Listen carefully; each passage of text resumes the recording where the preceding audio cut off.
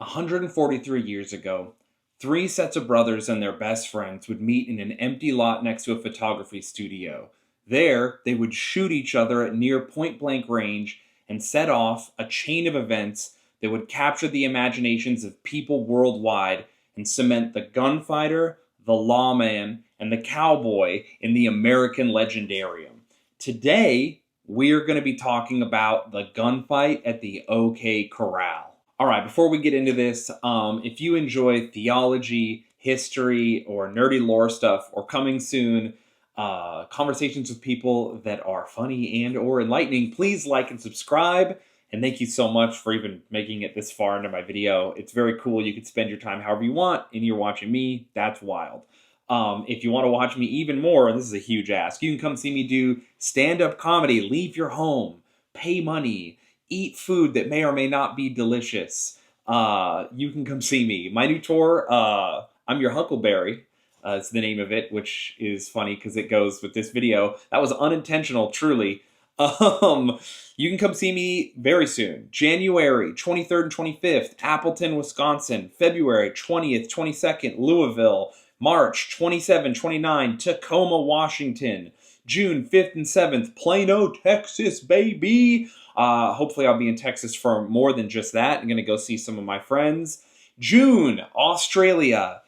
I really hope your country lets me come hang out with you. And let's see, I'm going to Toronto, Ottawa, Spokane, Las Vegas, Salt Lake City, and many more places probably. ShaneSmithComedy.com. Come check me out, see me live. It's a great time. I'm writing a whole new hour, so it's going to be weird and fun, and I hope you'll enjoy it. So anyway, like, subscribe, come see me do comedy. That's enough of that. Let's get to the video. So, what is the gunfight at the OK Corral? Why does it matter? You know, all the questions, okay? So let's start. What is the gunfight at the OK Corral? Well, firstly, it wasn't even a gunfight at the OK Corral. It happened near-ish to the OK Corral, but that's what it was called, so that's what we're going with. It was a gunfight that took place in the town of Tombstone, and not the state, but the territory of Arizona in October 1881. It took place between 7 men at extreme close distances. We're talking Nerf fights with your siblings in your bedroom distances, but with real guns. The men in the fight were the Earp brothers, of which there were 3, and their friend, a gunfighting dentist and gambler named Doc Holliday, and 2 sets of brothers, the Ikes and the McLaurys. And they belonged to a group of outlaws known as the Cowboys. They would fire over 30 shots in less than 30 seconds during the gunfight. That means every man in this gunfight unloaded his weapon as fast as possible at other people at the distance of standing in a bedroom. 3 men would be dead, 3 men would be injured. The aftermath of the fight would bring about Wild West legends, okay? And maybe the greatest example of the American love of the romanticized Wild West draw-down gunfight. So let's get into it. Fight over. Why are we standing in an empty lot just shooting guns at each other? Technically, the fight was over illegally carrying guns in the city. At its core, it was a fight between political and social rivals, fueled by a sense of honor, alcohol, gambling, and extreme comfortability with violence. Despite popular belief, both groups of men, the Earps and the Cowboys, they had elements of the law backing them and elements of outlaw also with them. It wasn't until much, much later that we got the idea that the Earps and Doc Holliday were the good guys that feature in things like the movie Tombstone, which honestly, one of my favorite movies of all time, maybe tied with the 13th Warrior. So, great stuff. Anyway, so to understand what happens, we need to understand all the people involved in this fight, at least at a small level, you know? The Earps, the Cowboys, and to be more precise, actually, the Cochise, who knows? The Cochise County Cowboys. I'm going to pronounce this wrong the whole video, and someone's going to point it out and be mad at me, but it doesn't. You know what? I'm in here. The camera is set up. We are filming. The Cochise County Cowboys. We're going with Cochise. The Cochise County Cowboys were a group of outlaws led by a guy named, of course, what else would he be named? Curly Bill Brocious. This whole story, we're going to continually meet cowboys, and they are going to have the most cowboy outlaw names humanly possible. It's insane how perfect their names are.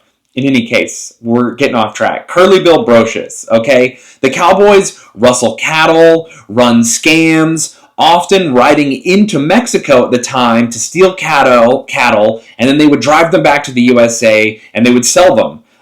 In response, the Mexican government eventually lowers tariffs, adds forts, and starts basically using the army to defend against American cowboys and cross-border rustling and smuggling and all these other things that were going on at the time.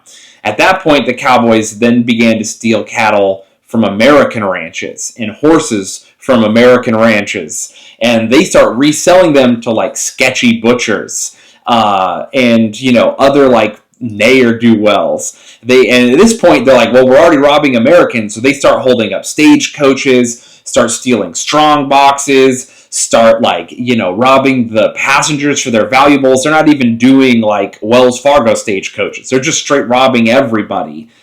In some instances, they're killing the drivers and the passengers, and they start to just get wild. Okay, the Cowboys start as just guys who are just no, we robbed from Mexico and we're coming back and selling the cattle, who even cares? And it devolves into just we're straight up bandits, we're Mad Max style bandits out in the Wild West.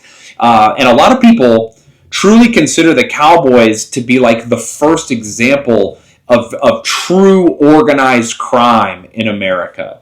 I'm going to read you a little excerpt.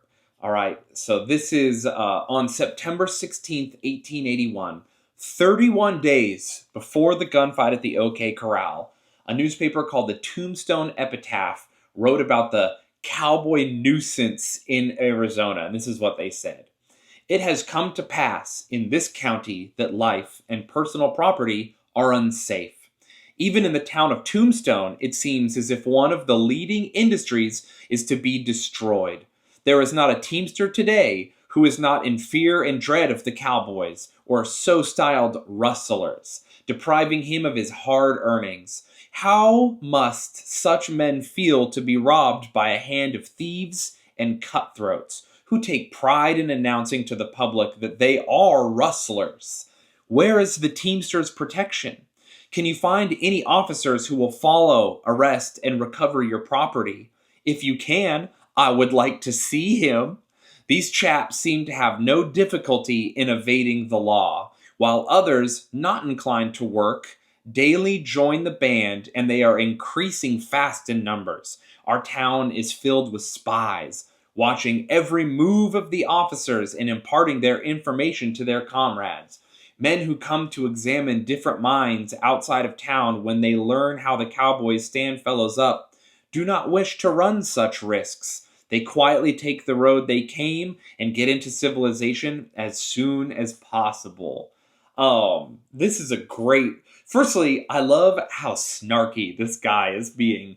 Can you find an officer who will do their job? If you can, I would like to see him. Scathing.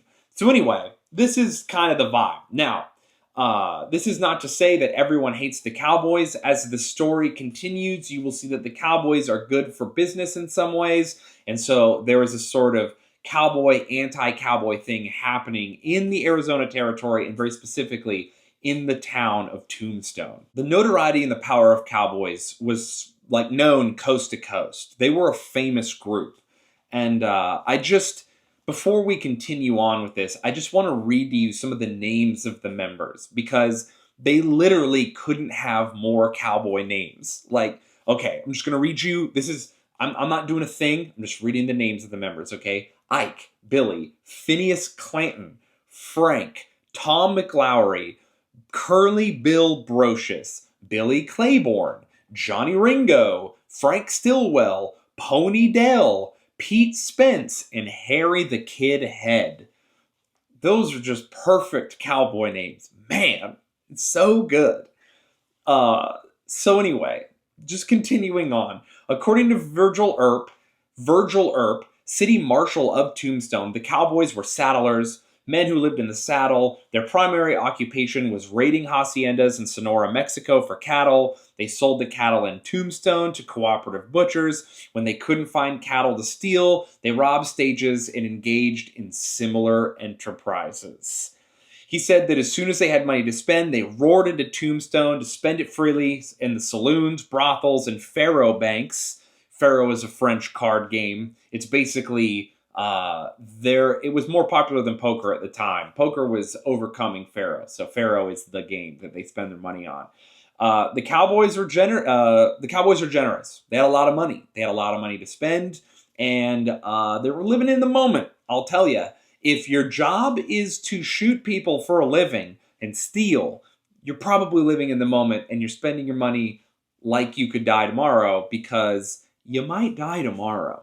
So the Cowboys had crazy spending habits, and that earned them a ton of friends in Tombstone among all the business, and they loved it. They loved the Cowboys because that cowboy money spends like all the other money. The Cowboys freely expressed their opinions publicly, loudly, and with almost no opposition, of course, because they're paying you, and hey, these guys shoot people in the face all the time. And I like my face, and I like how unshot it is, so I will just take this money and not say anything, When the Cowboys broke the law, businessmen feared alienating the customers, and they also were afraid to support lawmen anytime that people were like, hey, that guy stole my cattle, and a businessman could help, and they're like, I'm not going to do that. I'm terrified, and also I like money. Virgil Earp said during this time, a lawman doing his duty must rely almost entirely upon his own conscience for encouragement. The sympathy of the respectable portion of the community may be with him, but it is not openly expressed. So things were tough out here in Tombstone for lawmen because, like I said, the Cowboys had that money. They spent it like crazy people, and that money spends the same as all the other money, and they're scary. It's a very complicated social situation sort of happening. Now, I feel like in 2024, about to be 2025, this is like the era where everyone wants to make excuses for everyone's bad behavior. Like, I could just imagine someone being like, actually, the Cowboys were downtrodden, and so they had to murder and steal, and they were actually good guys. False. They were not good guys. I'm not saying that what they did was all bad. I'm not saying they didn't have reasons for what they did. I am saying they were 100% murderous thieves. That's an undeniable fact. It's always so funny anytime you read history and people try to make excuses for stuff. I understand that there are reasonings, but these are not moral men. And also, I'm not trying to say that the Earps and Doc Holliday are moral either. We will get to that. But just before anyone tries to defend the Cowboys, they are murderous thieves. It's undeniable. The Clanton family, which would have several members involved in the OK Corral shootout, they were led by Newman Haynes Clanton, Old Man Clanton. He had a ranch outside in a valley outside of Tombstone, and they sold Mexican beef there, from being stolen. And Old Man Clanton was the father of the two Clanton boys who were involved in the OK Corral shooting, or gunfight, I guess. And Old Man Clanton was involved in his fair share of robbery and murder. At one point, he was a part of a group of men who robbed and tortured a number of Mexican smugglers who were ambushed outside of Tucson on their way back to Mexico, I think, in something called the 1879 Skeleton Canyon Massacre, which, dude, the Wild West was so awesome. They were just they killed it. Every time they named something, they're like, it actually has to be perfect. Every event, person, place, or thing in the Wild West is a band name. It's insane.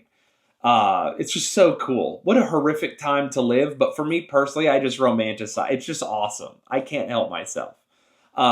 Anyway, Old Man Clanton was eventually killed in August 13th, 1881 by Mexican soldiers in a retaliatory raid along the Mexican border at Guadalupe Canyon. But like, he was involved in torture, you know? These were not good people. Despite the murder and the thievery and the international gang, there was still like a blurred line between the law and the Cowboys. That is happening because of politics. Politics made this possible because Cowboys are mostly Democrats. And that gave them sympathy from people with power, like the current Cochise County Sheriff, Johnny Behan. He was Democrat. He even named Frank Stillwell, a prominent cowboy, deputy sheriff in April 1881, despite all of the stuff Frank was involved in. I mean, he had been accused and acquitted of not one, but two murders. Two murders. They were just like, yeah, whatever, let him go. It's the Wild West. What are you going to, like, did anyone see it? Then we're good. Get him out of here. Why would he lie about that? Frank was dismissed after being made a deputy sheriff, like after only a couple of months, because of accounting irregularities relating to the collection of taxes. Yeah, I bet you there were accounting irregularities from the murderer that you hired, the psychopath murderer you hired to be deputy sheriff, the guy who's involved in a international criminal organization that literally fights the Mexican military, but whatever. So anyway, to summarize, the Cowboys were an organized group of thieves and killers who were living outside of civilization, literally Mad Max style on horses, using power and influence to keep money and power for themselves. And they were spending it on gambling and women. They were land pirates. There's just straight up land pirates. People are like, what? You have all this money and power. What are you going to do? And like, you know, the mafia in the 1920s was like, we're going to control whole cities. We're going to basically, like, the politicians will be in our pockets. That's like what the mafia now does. You know, the narco states in South America, they're like, we actually run the country. And then you ask the Cowboys, you go, you have all this money and power. What are you going to do with it? And they're like, we're going to party. We're going to party really hard. Because that's basically what they wanted to do. They just partied. So they're land pirates. So yeah, it's fun, but it's also terrifying. So the Cowboys are murderous thieves. They're pretty crazy. We have established that. We're not making excuses for them. They're involved in some pretty wild atrocities. But who among them are involved in this fight? You know, are they all bad? Who are these guys individually? So among the Cowboys who were involved in the fight at the OK Corral, that would be Tom and Frank McLaury, and Ike and Billy Clanton, and a kid who would run from the fight named Billy Claiborne. He would have actually been useful in the fight since he was one of the only people in this group who had experience and won an actual drawdown gunfight earlier in the month, but he ran from this fight, and he was later killed in another gunfight when he challenged a gentleman named Buckskin Frank Leslie, which obviously don't challenge that guy. Why would you do? His nickname is Buckskin Frank. I don't know what it is. There's something so not terrifying enough that makes the name terrifying. You're playing cards and you're going to challenge Buckskin Frank. Yeah, he's going to shoot you in the face. So anyway, Billy Claiborne, the only guy who would want a drawdown gunfight, didn't fight in the fight at the OK Corral. It was the McLaury brothers and the Clanton brothers. So Tom and Frank and Ike and Billy. Tom and Frank, from everything I've read, honestly just seem to be in the wrong place at the wrong time. They don't seem like the worst guys in the world. I know that Frank was accused and acquitted of 2 murders, but in the grand scheme of things, they were just a couple of Irishmen. You know, they had 12 siblings beside them. They studied law at one point, but ended up in Arizona working in the cattle trade, where they fell into friendship with the Clantons. The Clantons really are the #1 offenders in the area of Tombstone. They're like the problem family. I don't know about you guys, but I grew up in a small town where there, of course, were just 3 specific families. And for some reason, those families just had the reputation. Everyone in the family had the reputation. And unfortunately, I was in one of those families. But what are you going to do? What are you going to do? So the Clantons, they moved as a family to Arizona. They owned a ranch. Their mother had passed away, so it was just the brothers and old man Clanton. Billy and Ike Clanton loved to spend weekends in Tombstone, where reportedly Billy was really liked. People loved Billy. He was a sociable guy. He was a sweetheart. He spent his money. He didn't really hurt anybody. Ike, not so much. People didn't like Ike. Ike was a drunk. He was loud. He was rude. He talked a lot of trash. And he was mean. Even when he wasn't drunk, he was apparently loud and mean. But when he was drunk, he was even louder and meaner. And he's a cowboy. So I'm going to let you guess how often he was in town sober. Not a lot. All right? So, the Clantons were not in the wrong place at the wrong time. It was likely they were all murderers. Frank was accused and acquitted. The Clantons, for sure, were murderers at this point. Not killers, murderers, mind you. At this time, Johnny Ringo, the second in command of the Cowboys, he identified the Clantons as taking a part in an attack on a ranch in northern Sonora, Mexico, where everyone at that ranch was just totally murdered in cold blood. Like, they were just hanging out, eating, and they just showed up to this ranch and just murdered everybody. Because whatever. Why not? We're the Clantons and we do what we want. So these are the people who were involved in the fight. This brings us to the Earps and their dentist friend, John Henry Holliday, more commonly known as Doc Holliday. The Earp brothers involved were Wyatt, Morgan, and Virgil Earp. All three had served as lawmen at points in their lives, and they had decided together to move to Tombstone in order to take advantage of the silver boom and try and make a little money. Virgil, he was the only one of the three with combat experience. He served in the Civil War and fought in the Battle of Dover on the side of the Union. In reading about Virgil, one fact I found about him was that he married a Dutch immigrant named Ellen Rysdom. Who knows? She's Dutch. It's probably some weird little mouthful of potatoes name, but I can't do it. So Ellen Rysdom, he married her when he was 16 and she was 17. They were very in love. They kept it secret until she got pregnant, and her parents were so furious. She was married to a non-Dutch person, but they couldn't get them to get an annulment. So what Ellen's dad did was he waited for Virgil to go fight in the Civil War, and then once he left, her dad just made up a rumor that he died. He just started telling people like, yeah, Virgil Earp died, blown up, completely cannonball to the chest. He's gone forever. And so she was like, yeah, I guess. And so she remarried someone and moved to Oregon, which is a fate worse than death, by the way. That's terrible. You would do that to your daughter. I get you don't want her to be married to the weird guy named Virgil Earp, but like, really? Oregon? Terrible. So luckily, that was not the end of love for our boy Virgil. He ended up with a woman named Allie Sullivan, who he loved very, very much and was with for the rest of his life. So while how tragic would it be to come home from a war, the Civil War of all wars, and you survive, and you're like, where is my wife and child? And someone's like, she got remarried and left. And this is the Wild West times. You can't like go on Facebook and be like, why would you do that to me? You basically are like, I guess I could track her down, but she's probably already pregnant with another baby from her new husband. Like, I guess that's over. I'm just moving on with my life now. That's just so brutal, man. The Wild West is crazy.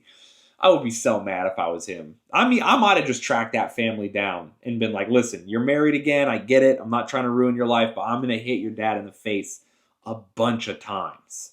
But anyway, he met someone else. You know what? What am I saying? He did the right thing. He did the thing I should do. And he met Allie Sullivan. And he fell in love and they got married. And it was good for the rest of his life. Her dad did not make up a rumor that he died in the Civil War. So on October 16th, 1877, a U.S. Marshal, a sheriff with a posse attempted to arrest John Tallons and accused murder of a man named George Wilson. While the others rode on horseback or carriages, Virgil was a part of the posse, and he ran on foot. And he pursued the two men to the edge of town, where a gunfight broke out between the posse and these two dudes. Virgil spotted one of the two men under a tree, reloading his pistol to keep fighting, and using a Winchester rifle from a distance, using his Civil War skills. Virgil shot him in the face, or the head. I mean, I keep saying everyone gets shot in the face. Not everyone gets shot in the face. He shot him in the head. He killed him. You know, if you get shot in the head in the Wild West, you usually just die. So after that whole ordeal, he was offered a job as a driver for a guy named Patterson, Caldwell, and Levely, a local freight company. Or not a guy, a company. Which is so crazy. Can you imagine you're like, oh, dude, there's a law posse, and they're chasing two bad guys. And you just run after them on foot. And you're like, whoa, this is crazy. They're like gunfighting these two dudes. And someone's like, one of them's a murderer. And you're like, I got to get involved. And so you see one of them reloading, and you're like, why not? And you shoot him in the head. And then everyone just gives you they're like, do you want a job about this? Dude, sick shot. And they don't even give him a job being a sheriff or shooting. They're just like, do you want to drive? Would you like to drive now?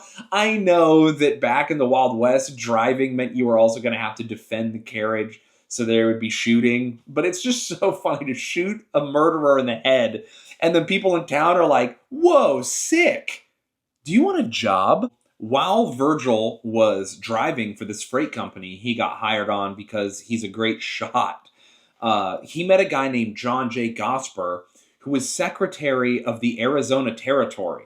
Gosper was the acting governor in the place of Governor John C. Fremont, who was gone all the time, for who knows why. I don't know. It's the Wild West. You're the governor, and you're like, I don't even want to live here. This place is crazy. When Crowley Dake,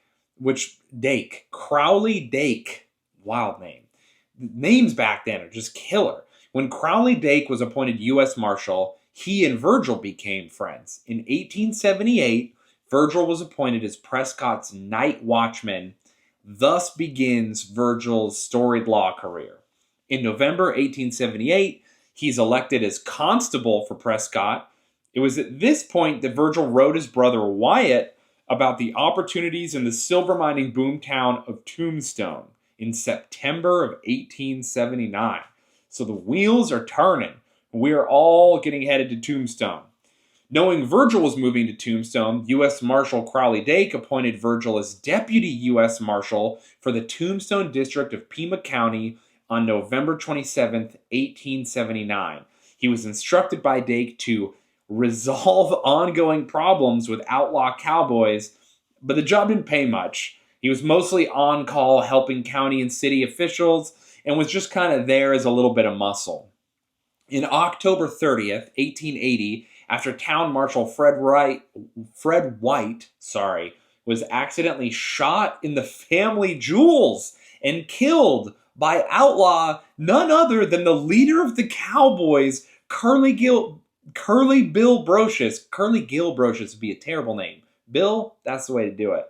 Yes, you heard me right, everybody. Apparently, the Cowboys were partying super hard, and they were firing their guns into the sky all crazy a lot, like reloading them, firing, like to the point that people are like, is there a war happening? And then, so they're firing their guns so much that even people in the Wild West were like, you need to be quiet. Like, we are trying to sleep. And so they sent this guy, the town marshal, Fred White, to go disarm them. He goes to disarm Curly Bill. Curly Bill hands him his gun, barrel first. The marshal grabs the gun, barrel first, points it at his own crotch, and it goes off. So it was a team effort. The leader of the Cowboy gang, Curly Bill Brocious, and Fred White, the marshal, teamed up so that the marshal could shoot his own family jewels. I don't know how else to say this nice, but it's just so crazy. Everything in the Wild West is insane, you guys.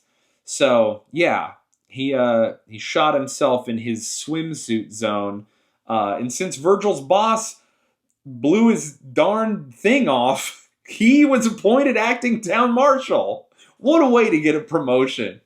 Hey, sick, dude. How long have you been working at Burger King? Yeah, like a while, like a year. What? And you're already the manager? How did that happen? Boss shot his schwanz off. It's just a crazy sentence. It's a crazy thing to say. So Virgil has all his pieces. So he is now the marshal. And as town marshal, he gets a salary of $100 a month, which is crazy back then, and a percentage of the city taxes he collects as marshal. But Virgil didn't have the job for very long. The city held a special election on November 13th, and Tombstone City policeman James Flynn and Ben Sippy, they competed for the job. Flynn dropped out of the race. Sippy beat Virgil for the office, 311 votes to Earp's 259. On January 4th, 1881, the city held its first regular election.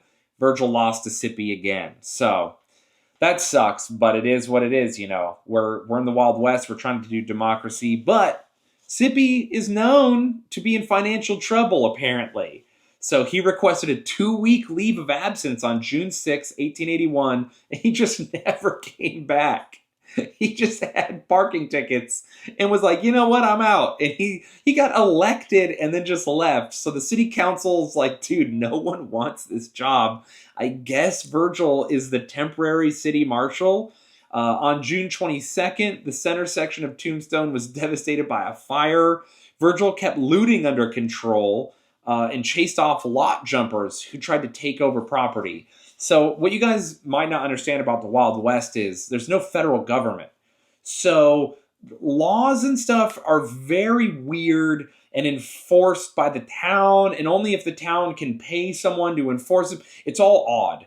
And so when, like, let's say there's a big fire, so your whole house burns down, you're not near it because your house burned down. You go and stay in the hotel. You and your family get out of the hotel and you go to look at your house that burned down and see, like, sift through the rubble, and there would just be like 5 dudes camped out on the burning rubble of your house, and they'd be like, oh, this is our lot. And you'd be like, no, it was my house. It just burnt down. I live here. And they're like, well, you're not on it, and we are. And we have guns. What are you going to do about it? And then they would have to be like, oh, no. Like, yeah, the other townspeople know this is our lot, but no one's going to enforce that, you know, unless like, I want to fight you. And so they would be screwed. It was the worst. It was like a terrible time in terms of like just dudes lot jumping. You know, we're in the Wild West. Might makes right. There's not a lot of law and order here. And so what happened was these guys tried to lot jump, and Virgil just showed up and was like, oh, I actually have a shotgun and your face looks so shootable. If you don't leave this lot, I will do things. And so they were like, yeah, peace out. We don't want to get shot in the face.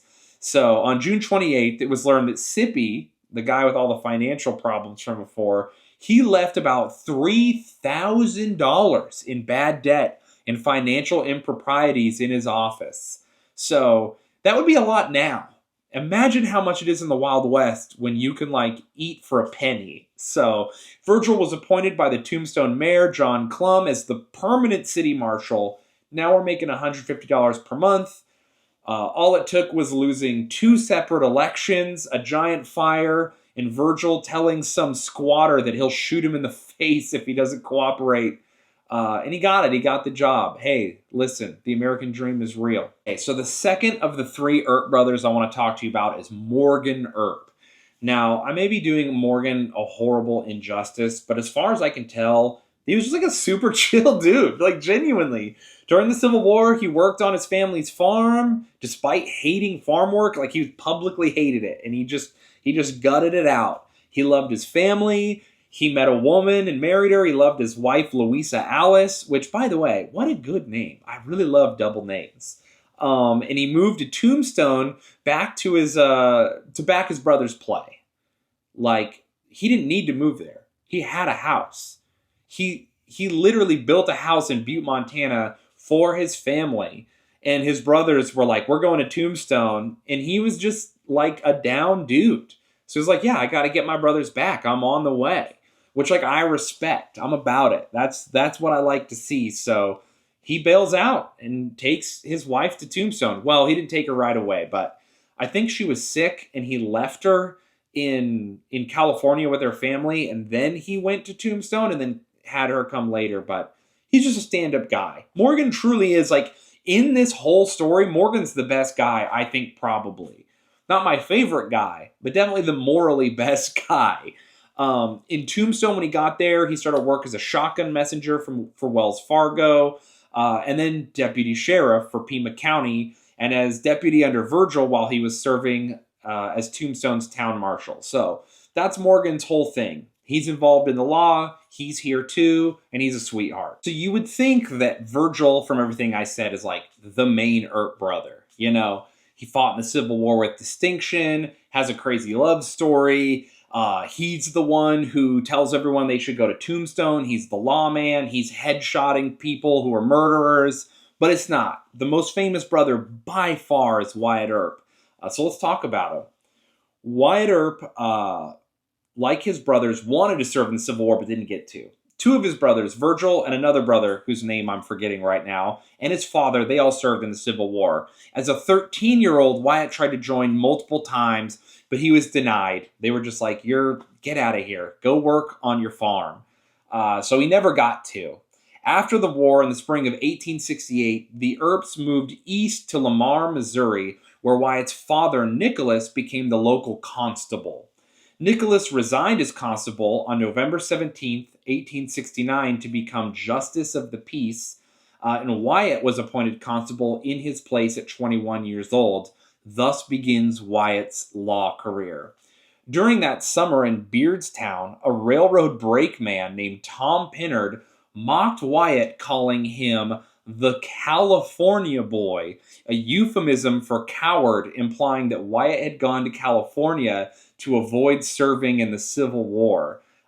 So funny. It's insane. In America, for well over like 150 years, it has been an insult to tell a man he is from California. That's incredible. How just the Wild West stays winning. You know, it just is how it is. It's so funny that that's still a thing.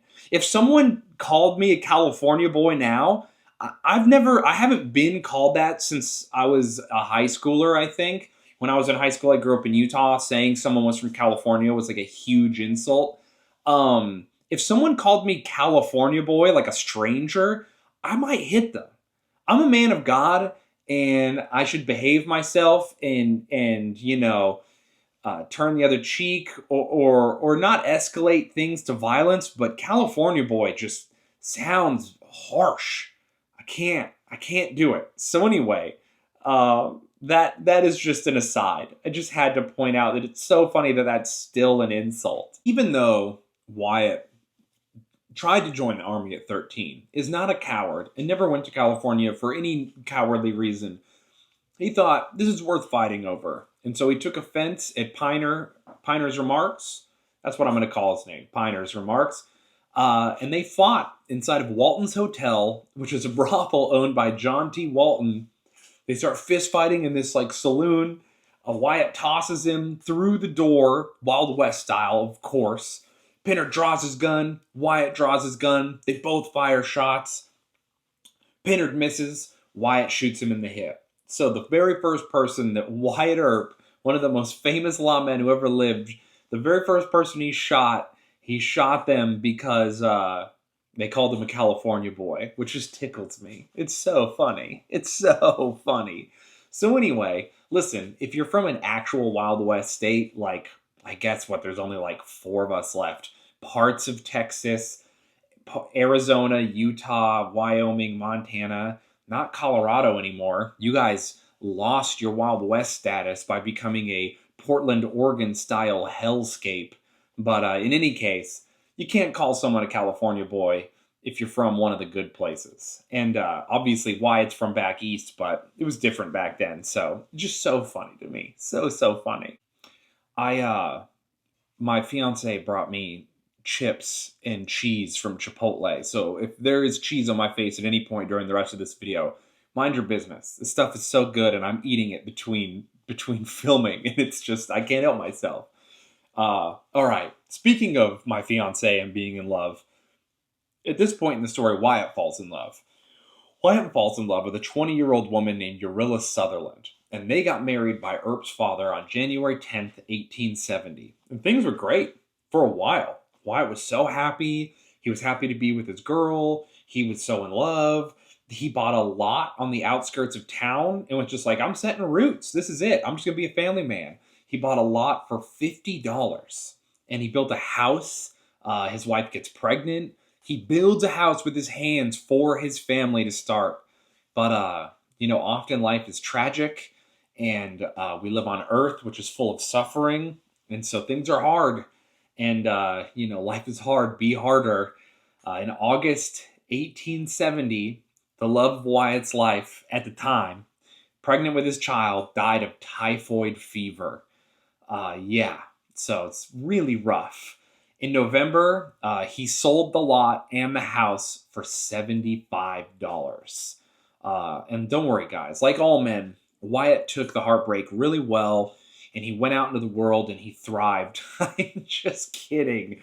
Men do not do heartbreak well at all, and his life fell apart immediately.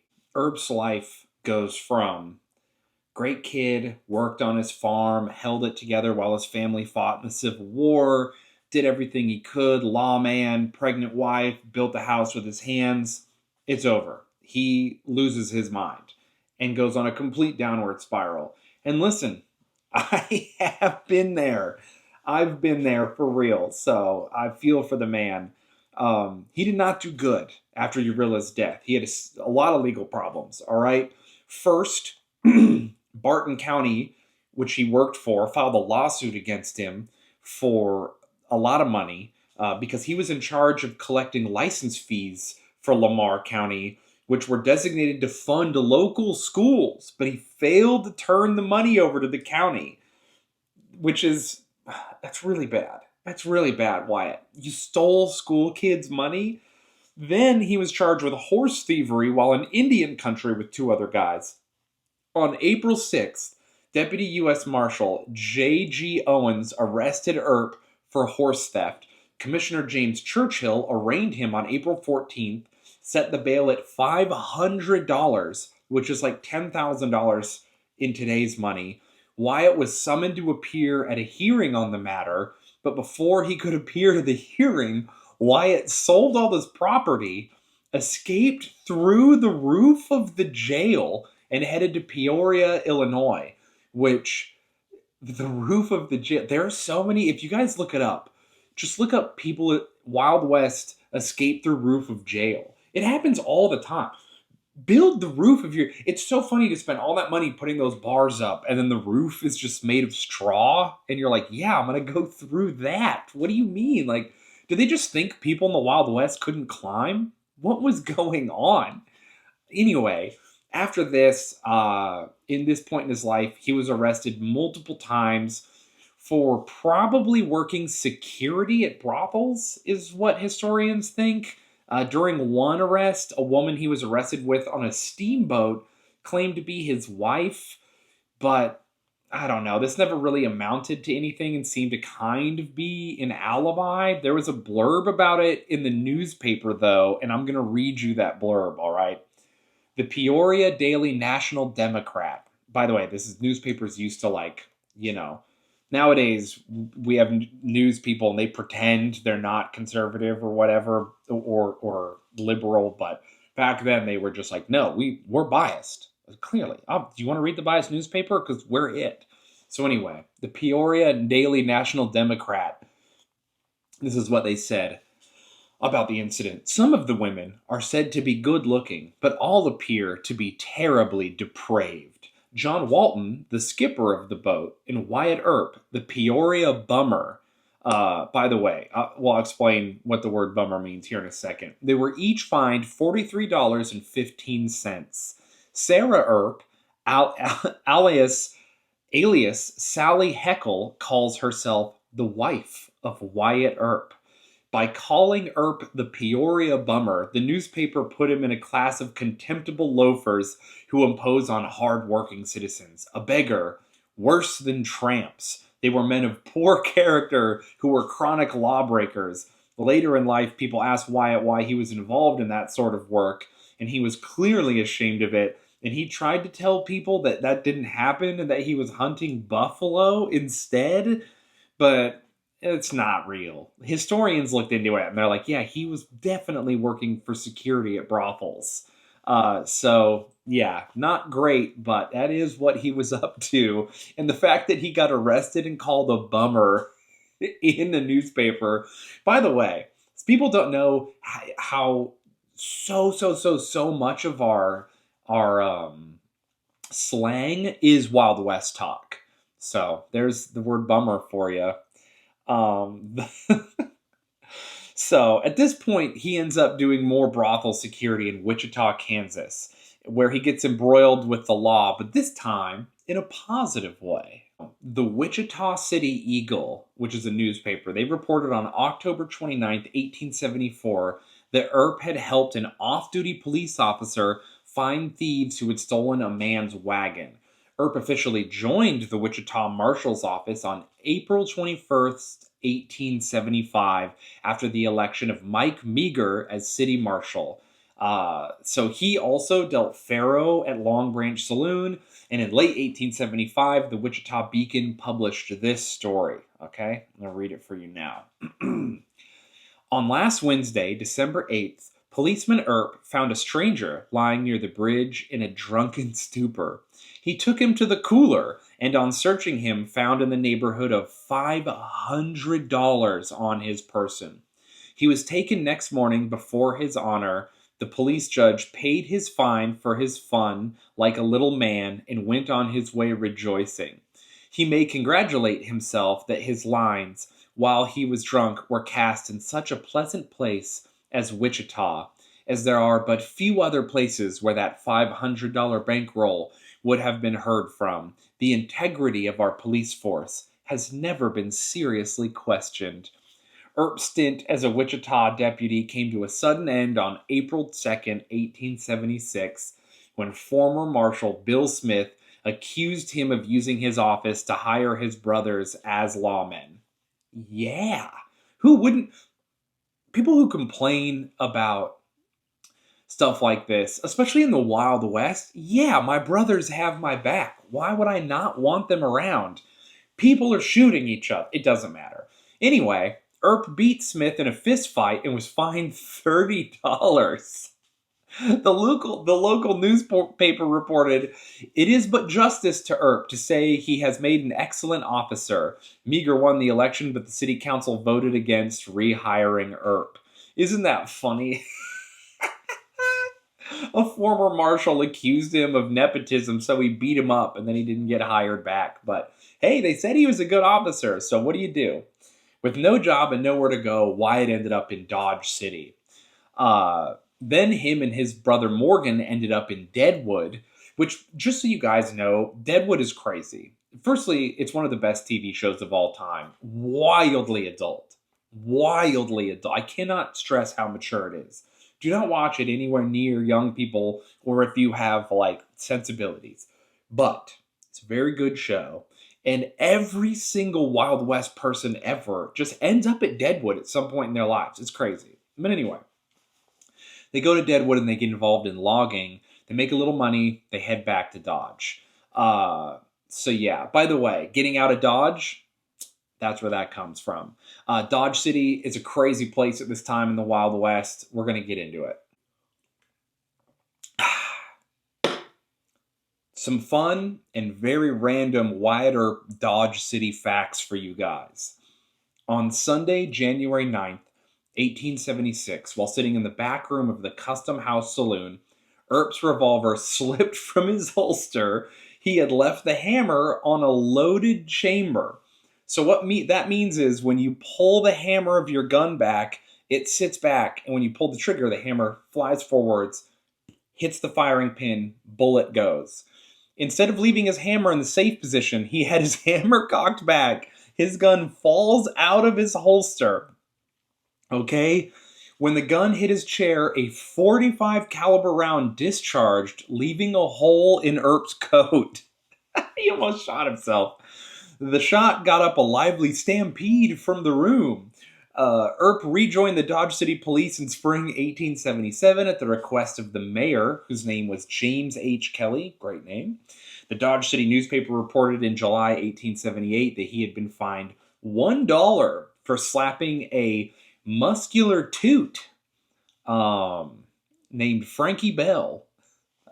The fact that they made sure you knew she was muscular is weird, but how muscular do you have to be that the newspaper is like, yeah, he slapped a lady, but she was a really buff toot. Like, I don't even, what? Anyway, he slapped her because she was heaping epithets upon the unoffending head of Mr. Earp to such an extent as to provide a slap from the ex-officer, according to the account. Bell spent the night in jail and was fined $20, while Earp's fine was the legal minimum. So, some lady who was so buff that the newspaper mentioned it, which, by the way, goals. Straight up. Frankie, I don't know what your split was. I would love to know about it. Just the fact that you're so buff that the newspaper is like, this is a really buff lady. This lady was jacked. Anyway, she insulted him so hard that she was fined $20 and went to jail. Dude, I wish I could have seen it. Honestly, she sounds very cool. So anyway, that happened. There's a guy who robbed a railroad construction camp, and his name was, you guessed it, Dirty Dave. So I'm not making that up. His name is really Dirty Dave. Dirty Dave Rudabaugh robbed a railroad construction camp, all right? So Earp is given a temporary commission as a U.S. Marshal to hunt this guy down. He's tracking him all over. He ends up at a place called the Beehive Saloon, which is the largest saloon in town. It turns out that this place is owned by John Chansey, whom Earp has known since he was 21 years old. So this is great. Earp goes up to John. What's up? Have you seen Dirty Dave? He probably came here gambling. Chansey's like, yeah, actually, I did see him. He was here. He passed through town earlier. You should go talk to that crazy gambler guy over there. He gambled with him a bunch. So Earp goes over there to ask this gambler for some information. And who is this gambler? It ends up being Doc Holliday. So Doc played cards with Dirty Dave a bunch. Doc tells Wyatt, like, yeah, it's Dirty Dave. What do you want? He's a real weird guy. And then he ends up leaving because, Doc is like, I don't know where he went. I guess back to Kansas. And, no dice. Dirty Dave gets away, as guys named Dirty Dave usually do. Slippery. So Wyatt ends up back in Dodge, and he's the assistant marshal, and he's chilling doing his thing for quite a while. At this point, a guy named Ed Morrison and another 24 cowboys ride into Dodge, shooting up the town, galloping up and down Front Street, just being wild. Okay, they're going crazy. They literally bust into town, like all of them, firing their guns, hooting and hollering, drunk, getting crazy. They pull up to the saloon. They enter Long Branch Saloon. They vandalize it. They harass the customers. They're kicking people out. Like, this is where we are. They're doing just crazy cowboy stuff. Hearing the commotion, Wyatt, who's the assistant marshal, busts in. And he basically just comes in and he's like, what are we all doing here trying to be the law? And then he just walks in and it's just like 24 guns pointed at him, just immediately comes in with his badge like, can we chill out? And just everyone, just guns immediately, all right? At this point, everyone's standing there and Wyatt's like, oh no, like I'm about to gunfight all these guys. I'm about to be full of holes, basically. But guess what? Who was in Long Branch Saloon playing cards? It was John Henry Holliday, Doc Holliday from earlier. So Holliday's playing cards in the back, and Ed Morrison, who's the leader of this cowboy group, is standing there, and everyone's pointing their guns at Doc, and they don't expect the dentist to do anything. And that's when Doc Holliday stands up, pulls out his pistol, puts it to Ed Morrison's head, the leader of the Cowboys, and he's basically like, I'm going to turn this guy's head into a canoe unless everyone leaves. And every single person, all the Cowboys disarm their guns because Ed Morrison is like, no, he's going to do it. I think he's going to blow my head off in front of everybody. Yeah, so it's just, oh man, it's so cool. I'm sorry to gush, but it's just so fun. I love the Wild West and I love Doc Holliday so much. Now, there's another version of this story where there's only 3 to 5 cowboys, and I've heard people try to be like, to poo-poo, like, it wasn't even 24 or whatever. It doesn't matter. 5 guys with guns is still terrifying, especially if they're shooting in the air and they come into your saloon and they're harassing and attacking people. I just think it's so funny for Earp to come in and be like, I'm the law, and they're all like, we're gonna kill you, get out of here. And then Doc Holliday, the dentist, who these Cowboys did not think that this skinny dentist dude was gonna do anything, and he's just like, oh, by the way, I will kill you. And Ed Morrison is like, everyone put your guns down, we're gonna play nice. So at this point, whether or not it was 5 dudes, 24 dudes, or some number in between, it does not matter, because what matters is Wyatt Earp that day credited Doc Holliday with saving his life, and the 2 of them would become lifelong friends. One more run-in with the law here in Dodge City. Wyatt is the assistant marshal, and there's a guy named George Hoy and a bunch of other drunken cowboys. Again, on the street, shooting their guns, being a menace at like 3 a.m. on July 26, 1878. They're firing their guns, and just at random buildings and stuff, including they shot 3 shots into the city's comic theater, which, yes, they had comedy clubs back then. That's real. And this is real. They caused comedian Eddie Foy Sr. to throw himself to the stage floor in the middle of his act, which, like, oh man, I'd like to believe that I wouldn't just belly flop on the stage if the comedy club was being shot at, but who knows what I would do. I would like to think that I would make a joke, but in any case, fortunately, no one was injured. But, Assistant Marshal Earp and policeman Bat Masterson, which, if you know anything about the Wild West, Bat Masterson is also famous. They responded along with several citizens, and they opened fire with their pistols at the fleeing horsemen. So basically, they start shooting at the Cowboys. The Cowboys try to run out of town. The riders crossed the Arkansas River Bridge south of town, but Hoy fell from his horse, wounded in the arm or leg. Earp later told a biographer, whose name is Stuart Lake, that he saw Hoy, his name is spelled Hoyt, but I think it's pronounced Hoy. So it's hard not to say Hoyt when you read it, but basically, Earp told this biographer that he saw Hoy through his gun sights illuminated against the morning horizon. Because remember, this was early morning by the time they responded. So they're chasing them out of town as the sun's coming up. And he basically saw him silhouetted against the morning, and he took the shot, and the fatal shot that killed him. The Dodge City Times reported that Hoy developed gangrene and died on August 21st after his leg was amputated. But, I mean, if you shoot someone and then they have to have their leg amputated because you shot them, you killed them. So, no matter what happens, Wyatt shot him and he did die. So, a little later after this, Earp wrote Virgil in 1879 and said Dodge was beginning to lose much of the snap, which had given it a charm to men of reckless blood. And he decided to move to Tombstone, which was just building up a reputation. Wyatt Earp resigned from the Dodge City Police Force on September 9th, 1879. After that, he traveled to the New Mexico Territory to Las Vegas with his common-law wife, met up with Doc Holliday and his brother and some of their girls, and then they went on to Prescott. Virgil gets appointed Deputy U.S. Marshal, like we talked about earlier, by Crowley Dake, and they all head off to Tombstone. Wyatt, when he got to Tombstone, he brought horses in a wagon because he planned on doing legitimate work, running like a stagecoach line. But when he got there, he found that they already had 2 stagecoach lines running, so he's like, great. Now he brought all this stuff. Also, we'll get into this later, but when he first arrives, he has like nice horses because he thinks he's going to run a stagecoach, and one of his horses gets stolen. So he just had a bad go of it when he first gets there. He later told people, he said he made most of his money when he showed up to Tombstone as a professional gambler.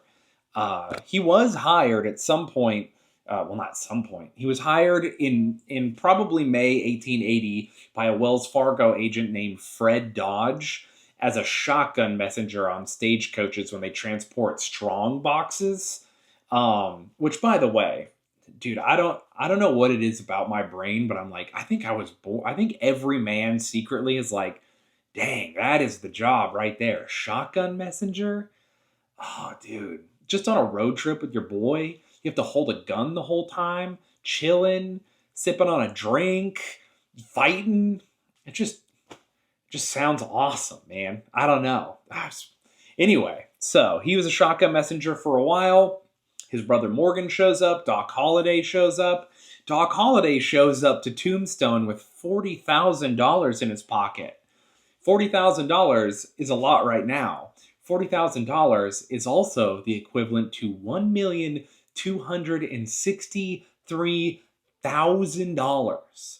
$1,263,000 of gambling winnings. So, who is this man, Doc Holliday, who's getting in gunfights with his friends, even though he, in the Wild West terms, has infinite money and needs not to work or do anything for the rest of his life? Well, let's get into it. Let's talk about my favorite character in this story, John Henry Holliday, otherwise known as Doc Holliday.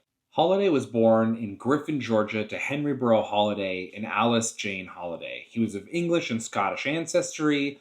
His family was a well-to-do family. His father served in the Mexican-American War and the American Civil War as a major in the 27th Georgia Infantry. When the Mexican-American War ended, Henry brought home an adopted son named Francisco.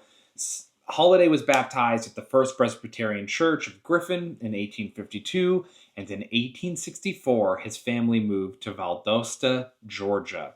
That is where his father would be elected mayor, and unfortunately his mother would die of tuberculosis on September 16th, 1866. Now, this is important because that's the same disease that killed his adopted brother, who he also loved very much.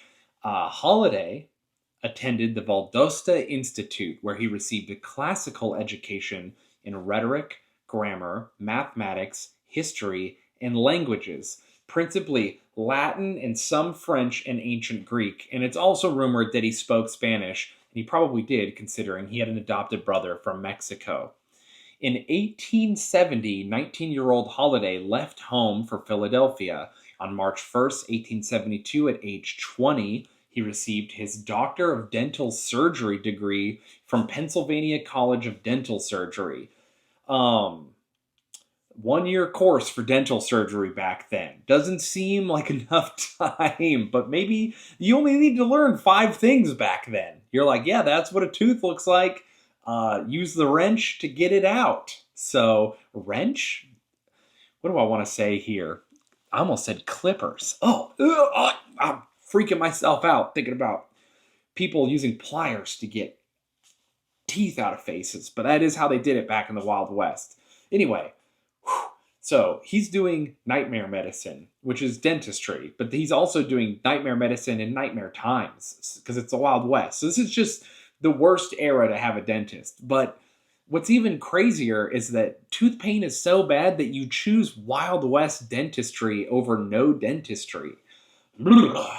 So anyway, he gets his Doctor of Dental Surgery degree from Pennsylvania College of Dental Surgery, which is still around, by the way. It's still a real place. There are dentists right now who got their degree from the same place Doc Holliday did, which is kind of sick. Holliday graduated 5 months before his 21st birthday. But don't worry, you guys. You're not allowed to do dentistry until you're 21 years old in America back then. So the school held his degree for him until he turned 21, which is the age where dentists should be trusted. It's so funny. It's such a weird, arbitrary rule. But all right, cool. I guess if you didn't make that rule and it's the Wild West, you just have 15-year-old kids who are like, yeah, I'm a dentist. And you'd be like, are you sure? And they're like, yeah. And your tooth hurts. So you're just like, I guess I'm going to let this 15-year-old kid do dentistry to me. It's just terrible. Before beginning his dental practice, Holliday is diagnosed with a disease. This is why I mentioned his brother and his adopted brother and his mother dying, because he also has tuberculosis, the disease that killed both of them. And he was basically given a few months to live. But at this point, they had kind of figured out, like, hey, if you go to a drier, warmer climate, it might slow the deterioration of your health. So he decides to move to Dallas, Texas. It turns out Holliday is a really smart guy and actually a really accomplished dentist. He picks Dallas because it's the westernmost city in a dry climate, but it's a major city, the last major place before the Wild West goes wild, if you know what I mean. So he gets to Dallas. He wants to live in high society and do his thing and be a doctor. He partners up with his friend, Dr. John A. Seeger. And while they're in Dallas, they win a bunch of awards for their dental work at an annual fair of North Texas agriculture. I don't know. Wait, hold on. Let me read it for you so you can see the whole thing. All right. The annual fair of North Texas Agricultural, Mechanical, and Bloodstock Association at the Dallas County Fair. Okay, cool. That was a lot of words. Anyway, they received all 3 awards. Best teeth set in gold, which is awesome. I want a gold tooth. You guys don't know this about me, but I have a ton of fake teeth because of them getting punched or knocked out of my face over the course of my life. And when I got money, I was like, oh, I should get teeth. I tried to get a bunch of gold teeth, and they said no. They were very rude about it too. Anyway, so I have just not veneers, whatever the other one is. But so the best set of gold teeth. They do the best set in vulcanized rubber, which is awesome, and the best set of artificial teeth and dental wear. So they're killing it. They're like genuinely good dentists. Their office was located along Elm Street between Market Avenue, or between Market and Austin Streets. I wonder if those places are still real streets. They dissolved the practice on March 2nd, 1874. Afterwards, Holliday opened his own practice over the Dallas County Bank at the corner of Main and Lamar Streets. But he's coughing, like a lot, because he has tuberculosis, and he's dying a little bit. So his dental practice slowly starts to decline. And he's not getting as much business because people don't want... Listen, dentists are already scary. Wild West dentists are double scary. Now you're coughing tuberculosis into my face while you're doing nightmare dentistry to me. I can't imagine a worse situation. So, unless you were like on a boat that was being attacked by pirates in a storm while your dentist was coughing into your mouth and he's drunk, that is maybe the worst thing. But still, it's not great. So his practice starts to decline because people are like, listen, he's good at his job, but sometimes they'll cough in your mouth, and he has the deadly disease of tuberculosis. So people aren't into that. But luckily for Doc Holliday, he's a genius, and he figures out like, oh yeah, I'm just really good at gambling. And so he just starts to rely on that. He's like, dude, being a dentist is for squares. I'm making a bunch of money playing cards. So that's what he got up to. On May 12th, 1874, Holliday and 12 other people were indicted in Dallas for illegal gambling. He was arrested in Dallas on January 1875 after trading gunfire with a saloon keeper named Charles Austin, but no one was injured, and he was found not guilty, which is so funny. Like, did you try to shoot that other guy? Yeah. Did you miss? I guess. All right, not guilty. Seems like an open and shut case. It's crazy back then that you could just shoot at each other, and they're like, as long as no one dies, who cares? So he's not guilty. He then moves his offices to Denison, Texas, but he gets fined for gambling there as well. And at this point, he's like, all right, I'm over it. And he leaves the state. Holliday heads for Denver, Colorado, following stage routes and gambling towns and army outposts along the way. During the summer of 1875, he settles in Denver under the alias Tom Mackey and found work as a faro dealer for John A. Babb's Theater Comique at 357 Blake Street. That's right. Me and Doc Holliday have both worked at a comedy club. How fun is that? I'll never be a dentist, though I have pulled out someone's tooth before, but, that's just fun to know. Anyway, while at the Theater Comique, he got into an argument with Bud Ryan, a well-known and tough gambler. They drew knives and fought, and Holliday left Ryan seriously wounded. So this is the second recorded incident, of which there are many more that are just not recorded that we've heard about through, rumors or whatever, where Holliday is basically stabbing, shooting, or fist fighting people in bars. He's kind of a wild man. Doc moved around to Denver and Wyoming, and of course Deadwood, but he ends up back in Texas, where on July 4th, 1877, after a disagreement with gambler Henry Kahn, Holliday beat him repeatedly with his walking stick. By the way, sick that he has a walking stick. He's just, for those of you who don't know, Doc Holliday is like he's a southern gentleman. He dresses well, has a walking stick, carries himself like an educated rich gentleman, but he just happens to be hanging out in saloons with cowboys and maniacs, and the juxtaposition between him and the other people is pretty fun to me. I enjoy that. So yeah, he beats someone with his walking stick. Both men were arrested and fined, but Kahn was pretty mad. People don't like it when you hit them with sticks. I know that from my own personal life. I've witnessed it from other people getting hit and hitting with sticks. Everyone hates getting sticked. Later the same day they were let out of jail, Kahn shot and seriously wounded Doc Holliday while he was unarmed. So yeah, that'll happen. You can't beat people with sticks. People hate to get sticked. Once healed, Holliday relocated to Fort Griffin, Texas, and while dealing cards at John Shancy's saloon, he meets the only woman he's ever recorded to have a real relationship with, Mary Catherine Big Nose Kate Horany. She's a dance hall woman, an occasional toot, and tough, stubborn, and fearless, according to people. She was educated, but she chose to work as a toot because she liked her independence, I guess. She's the only person Doc Holliday has ever known to have a relationship with. So there's that. One day, while gambling in the Beehive Saloon, a gentleman named Wyatt Earp asked Doc about the whereabouts of a guy named Dirty Dave. Doc told him what he knew, and that was that. So at this point in the story, Doc and Wyatt meet. Then, during the summer of 1878, Doc Holliday and Big Nose Kate arrive in Dodge City, where they stay at Deacon Cox's boarding house as Dr. and Mrs. John H. Holliday. Holliday sought to practice dentistry again, and he ran an ad in the local newspaper, which I will now read you. All right. Dentistry!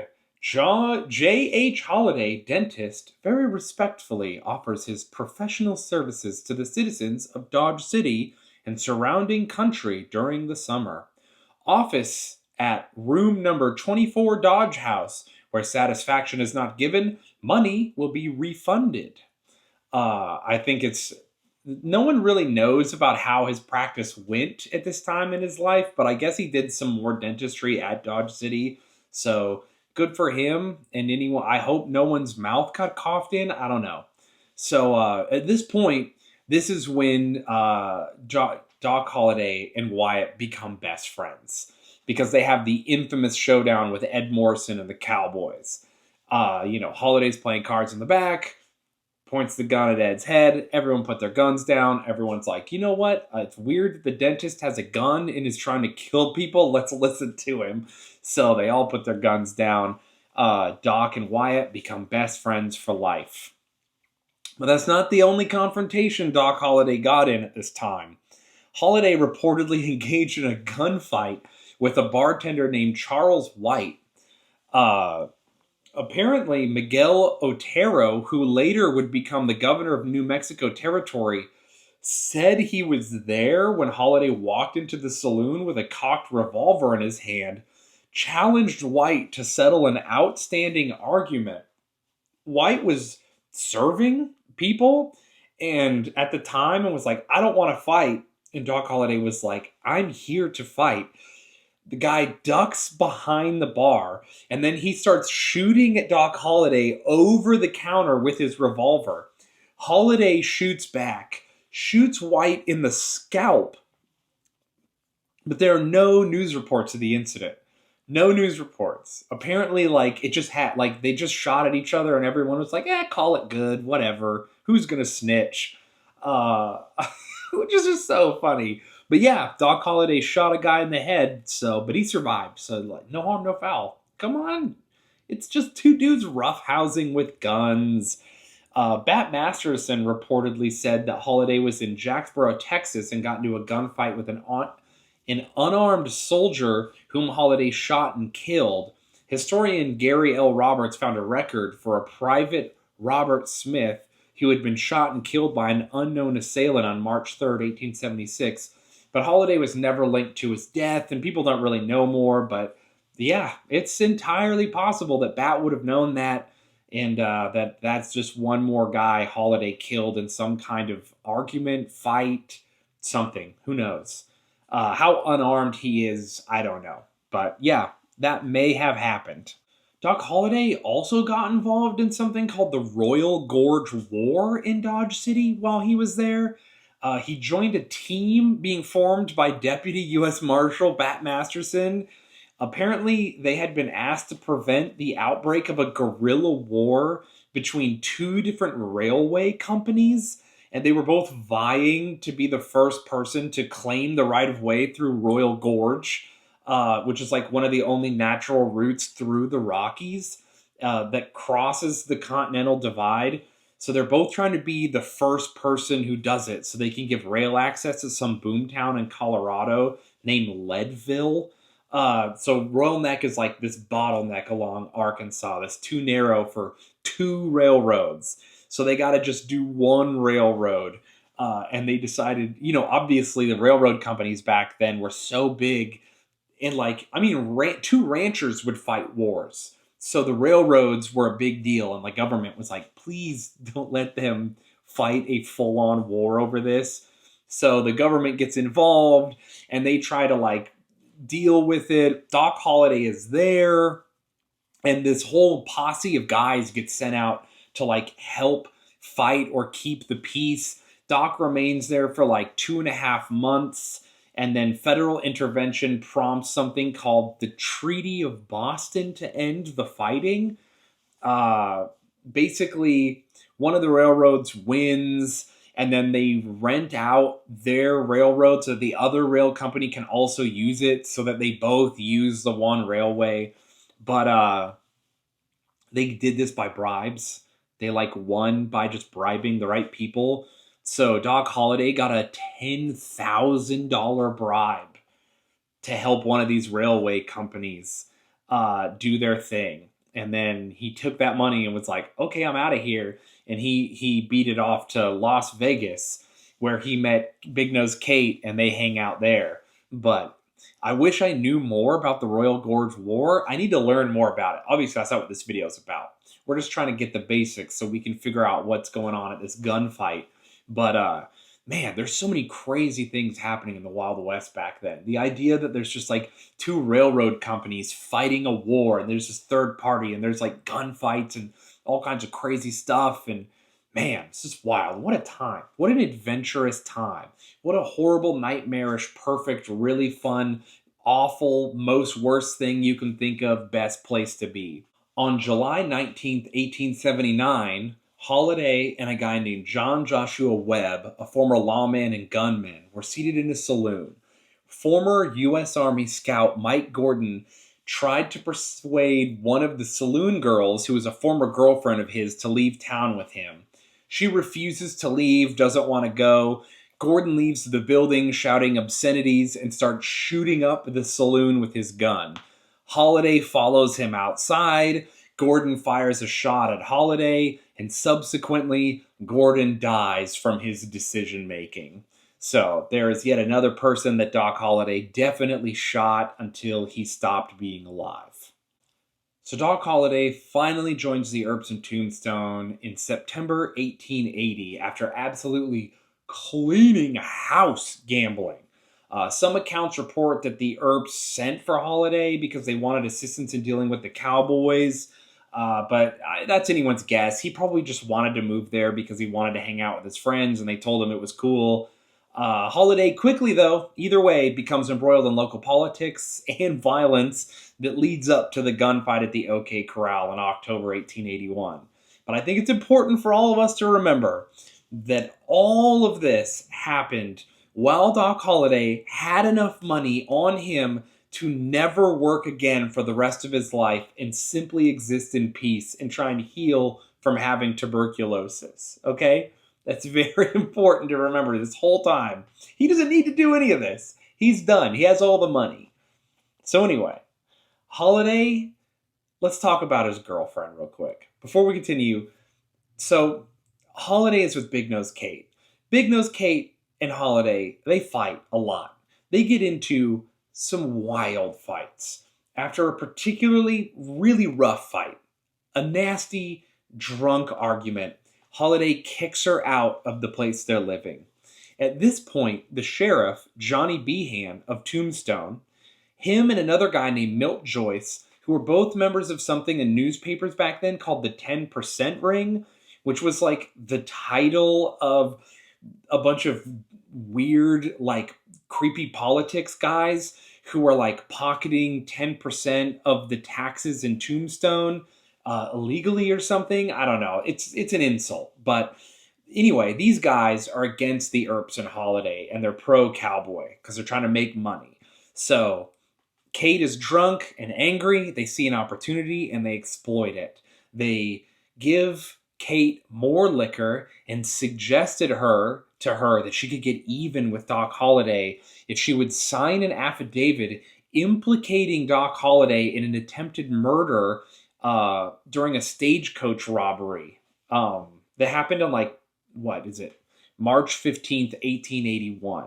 So she signs this affidavit drunk and basically says that, like, yeah, he did this. He told me about it, yada, yada, yada. The judge in Tombstone, Judge Spicer, issues an arrest warrant for Holliday. Rumors go crazy that Holliday's this, like, he's already a violent guy. Everyone knows that he has a temper and he's not to be messed with and he's a gunfighter. So, like, yeah, of course he did this if his girlfriend says he did. But luckily for him, the Earps find witnesses that could attest to his location at the time of the stagecoach murders.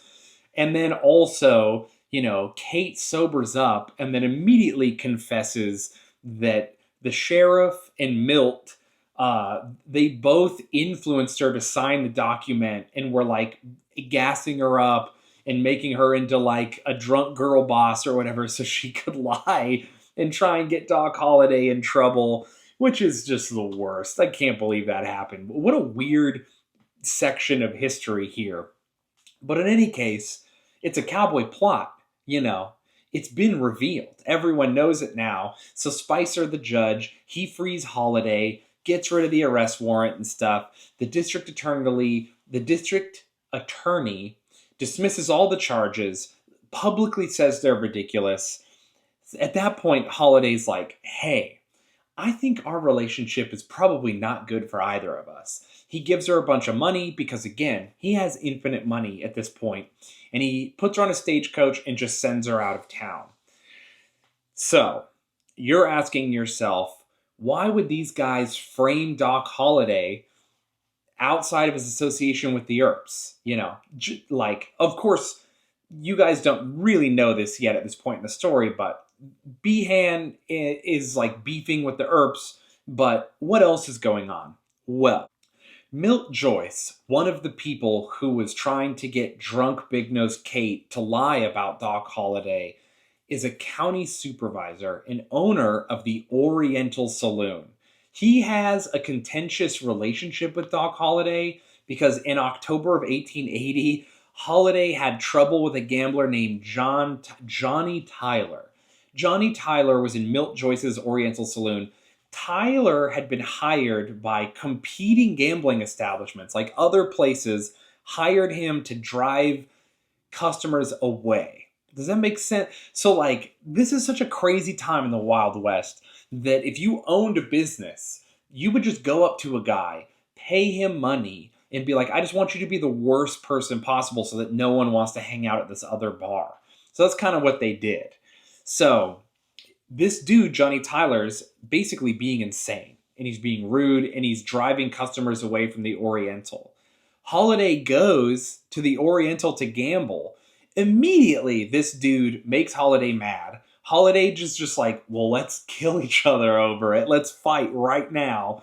Tyler runs, and so he leaves. Now, in the movie Tombstone, they depict Wyatt Earp as doing this. Wyatt Earp goes into the Oriental Saloon when they first show up to Tombstone. Johnny Tyler's being rude, and then Wyatt Earp kicks him out. In real life, it is Doc Holliday who did this, but Doc Holliday is so intense that Milt didn't like him. Also, I'm sure Doc Holliday, like, you're not even a real man. You couldn't get this guy out of here yourself, yada, yada.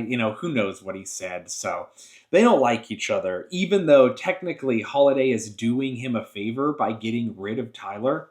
So Joyce doesn't like Holliday or the Earps. He argues with Holliday a bunch. Joyce orders Holliday removed from his saloon. But Holliday had given him his revolver while he was gambling, which was a whole thing you had to do back then. So Holliday's like, I'm kicked out, give me my revolver. And Joyce wouldn't do it.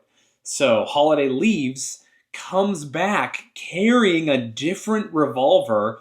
Milt brandishes a pistol, all right? And he threatens Holliday, like, what do you think you're doing here with the gun? I'll kill you. Immediately, Doc Holliday goes, you're not going to shoot me. Shoots the gun out of his hand by shooting him in the hand.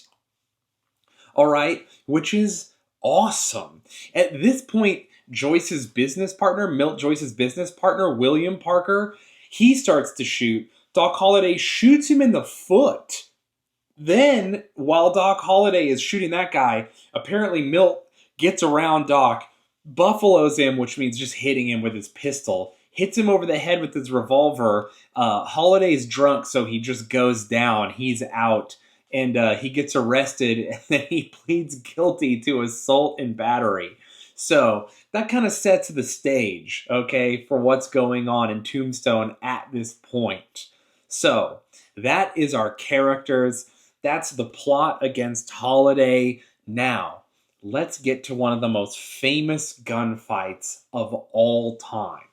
So during this time in Tombstone, the Cowboys resented the growing influence of the city residents over county politics and law enforcement. The ranchers basically maintained control of the country outside of Tombstone, due in large part to the support of the Cochise County Sheriff, which of course was Johnny Behan from the earlier plot to frame Doc Holliday. He favored the Cowboys and the ranchers. He hated the Earps. Behan tended to ignore the Earps' complaints about the McLaurys and the Clantons and their horse thieving and rustling and all the stuff they were up to. And the Earps were known to bend the law in their favor when it affected their gambling or saloon interests. So both these dudes are kind of up to weird stuff here and there. And basically, they're developing a lot of enmity between each other as they're trying to pursue their separate interests. One of the most important things, though, that happens that sets all this off is when the Earps arrive in Tombstone. I said it earlier, but just so we're all clear, Wyatt Earp's horse immediately gets stolen. Like, he shows up to Tombstone in November 1879, and shortly after arriving, boom, horse stolen. More than a year later, like a whole year, sometime in December 1880, Earp was told his horse is being used near Charleston. And so, not Charleston far away, Charleston, Arizona. So, Wyatt and Holliday go ride to the Clantons' ranch near Charleston, and they have to await ownership papers so that they can like legally recover the horse. Because if they have papers for the horse, no one can say that they can't grab it. So Wyatt's like, Holliday, will you come with me to do this? Holliday's like, I got you, dog. So they show up to the place, all right? According to Wyatt's testimony about this, 18-year-old Billy Clanton asks him insolently if he had any more horses to lose. So he's being pretty snarky over here. They know that they steal, you know. But he gave up the horse without even being shown the papers. because he knew, he stole it. He's like, let's not even wait, just take the horse back. So to Wyatt, that demonstrates that Billy Clanton knew that he stole the horse from him. So on July 27th, 1880, the Pima County Sheriff, Charles A. Chabelle, he appoints Wyatt Earp as deputy sheriff. So Wyatt Earp is now a lawman in Tombstone. On October 28th, 1880, Tombstone Marshal Fred White attempts to disarm some late-night crazy people. Remember, I told you about this. And he gets his schwanz shot off. All right? Unfortunately, he gets shot in his swimsuit zone by Curly Bill Brocious, the leader of the Cowboys. Well, who is the lawman that responds to the lawman getting shot? It was Wyatt Earp. Wyatt Earp walks up after seeing this happen, knocks Brocious out by buffaloing him with his gun, hitting him across the head with his revolver, knocking him unconscious. He arrests him. Apparently, Wyatt later told a biographer that he thought Brocious was still armed, so that's why he hit him. He didn't see his pistol on the ground. So I guess he's insinuating that, I felt bad about knocking him out. I should have just arrested him regular. I didn't think he had a gun, but, he just shot a guy. But I guess on accident. So, according to people, now, listen, I'm just going to go with what they say, because it's the leader of the Cowboys shooting a dude who's trying to stop him from shooting his guns in the air, which apparently Cowboys just love to do. Which, you know what? I'm about to do a whole thing where I'm like, why do you guys love to shoot guns in the air? No, I know why. It's awesome. What am I saying? If I could just go into town and shoot at buildings, yeah, that sounds good. It sounds fun. I don't want anyone to get hurt. I want everyone to be safe, but let's all be real with each other. If you can just shoot every stop sign you stopped at, it would make driving more fun, I'll tell you that. So, okay, I get what the Cowboys are up to. Anyway, this guy goes to stop the Cowboys from having their good time. He gets shot. Brocious gets knocked out by Wyatt Earp. He gets arrested. Brocious, he's in jail. He waives the preliminary hearing, so his case immediately gets transferred to Tucson. Wyatt and the deputy take Brocious to a wagon the next day to stand trial. And here's the thing. It's crazy because Wyatt is anti-cowboy, right? He's one of the anti-cowboy guys. They stole his horse, yada, yada, yada. But he is a man of the law. And even though a crowd wanted to lynch Bill, Wyatt takes him to stand trial instead of letting the crowd have him. So he saves this guy's life, which is wild because eventually he will kill this guy. But in any case, he saves his life, takes him to stand trial. Wyatt testifies that he does think the shooting was accidental. Also, they took Bill Brocious's pistol, and they could see that it could fire when it was half cocked. Also, Fred White didn't die instantly. Oh, I mean, obviously he didn't die instantly, but he also didn't die that night. He died 2 days later. Oh, which is terrible. And he did say I don't think he shot me on purpose. I was just dumb. I shouldn't have grabbed the barrel. I don't know what I was doing. So Curly Bill doesn't go to jail. Nothing bad happens. He just accidentally shot a cop in his no-no zone and just gets to go home, I guess. A lot of political things happen. I could read you a bunch of dates and names, people getting elected and then unelected and then suing people because there's a cowboy plot. That did happen. There was a cowboy plot of stuffing ballots and stuff. So a bunch of people getting elected. Things are happening. Basically, they're all competing for sheriff. They're all trying to figure out who's going to be the sheriff. Because if you're sheriff, you're going to make a lot of money. So eventually, the guy who appointed Wyatt as deputy sheriff does end up as sheriff after a ballot stuffing controversy where they're suing people over election fraud and stuff. But it's too late. He can't reappoint Wyatt because on February 1st, 1881, the eastern portion of the county containing Tombstone splits off into a new county. And that would need its own sheriff, and then that person gets to nominate their own deputy sheriff. So it's a whole thing. So this position is about to be filled by political appointment from the governor. So Wyatt Earp and Behan, the guy who was trying to frame Doc Holliday, they both want the job of Cochise County Sheriff. The position is worth more than $40,000 a year, which again is the equivalent of $1.3 million. All right? Because again, when you're the sheriff, not only are you the sheriff, but you're also the county assessor and tax collector. And the board of supervisors allows you to keep a certain amount of money from the taxes you collect. Okay? So this is a big deal. People want this job. So Behan uses his existing position and his superior political connections to successfully lobby for the position. But during this, he promises Wyatt a position as undersheriff if he wins. So Wyatt is like, oh my gosh, dude, I don't even care. Like, you have all this stuff. You be the sheriff. I'll be the undersheriff. That's sick. I just want a little bit of the pie. I'm just trying to chill and hang out with my brothers. So he withdraws from the political contest, and the governor just immediately appoints Behan, like, you got the job, right? Behan then betrays Wyatt, and it's like, oh, actually, I'm not making you the undersheriff. I'm making Harry Woods undersheriff, which, by the way, Harry Woods, great name, but come on.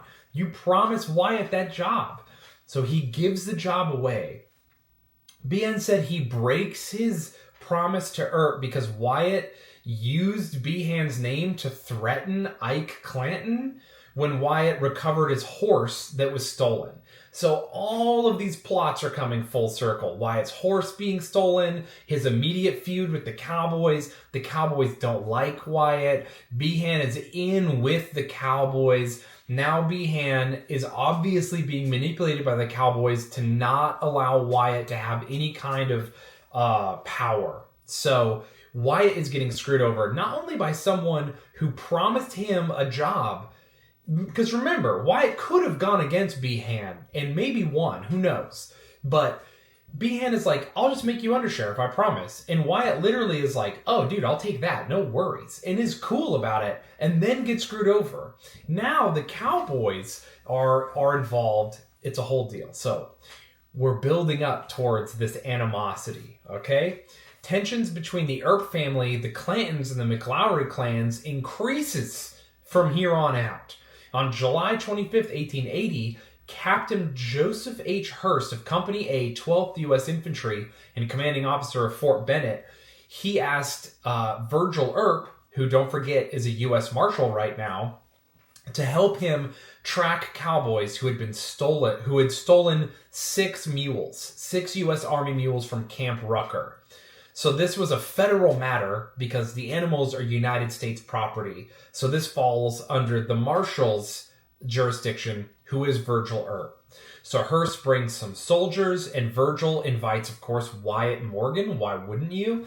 So all 3 brothers and a Wells Fargo agent named Marshal Williams make a posse. They find the mules on the McLaury's ranch, which, of course, okay... By the way, the McLaury's ranch is on, and this is real, and I'm not going to be able to pronounce this, Baba Kamari Creek. Whoa, I did it. Actually, that's much easier it looks crazier to say. It looks crazier to read than it is to say. But anyway, the branding iron used, they also find the branding iron the McLaury's used to change the US into D8, which is very funny. I don't know why. That's just like... We did it. We changed the brand. Anyway, to avoid bloodshed, Cowboy Frank Patterson promises Hearst that they'll return the mules. Hearst is like, okay, cool. We're the army. We don't want to kill all of you. Just give us the mules back. No harm, no foul. Which, by the way, is very chill and cool of him. He's literally in the army. He's in the Arizona territories. This isn't even a state.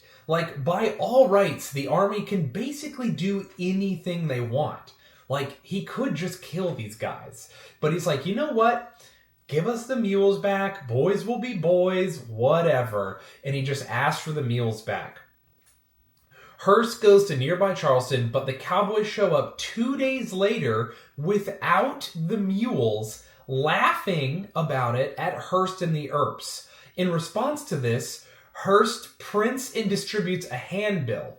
Now, a handbill is a flyer, which is really just the Wild West version of social media. And in this handbill, because you post it everywhere. Basically, you go have a little deal printed. It's like small, and the guy prints you a bunch, and this is you tweeting. And now you have all your tweets, but how do you get your tweets out to the people? Well, no one has a phone, so you go staple them to doors and stuff.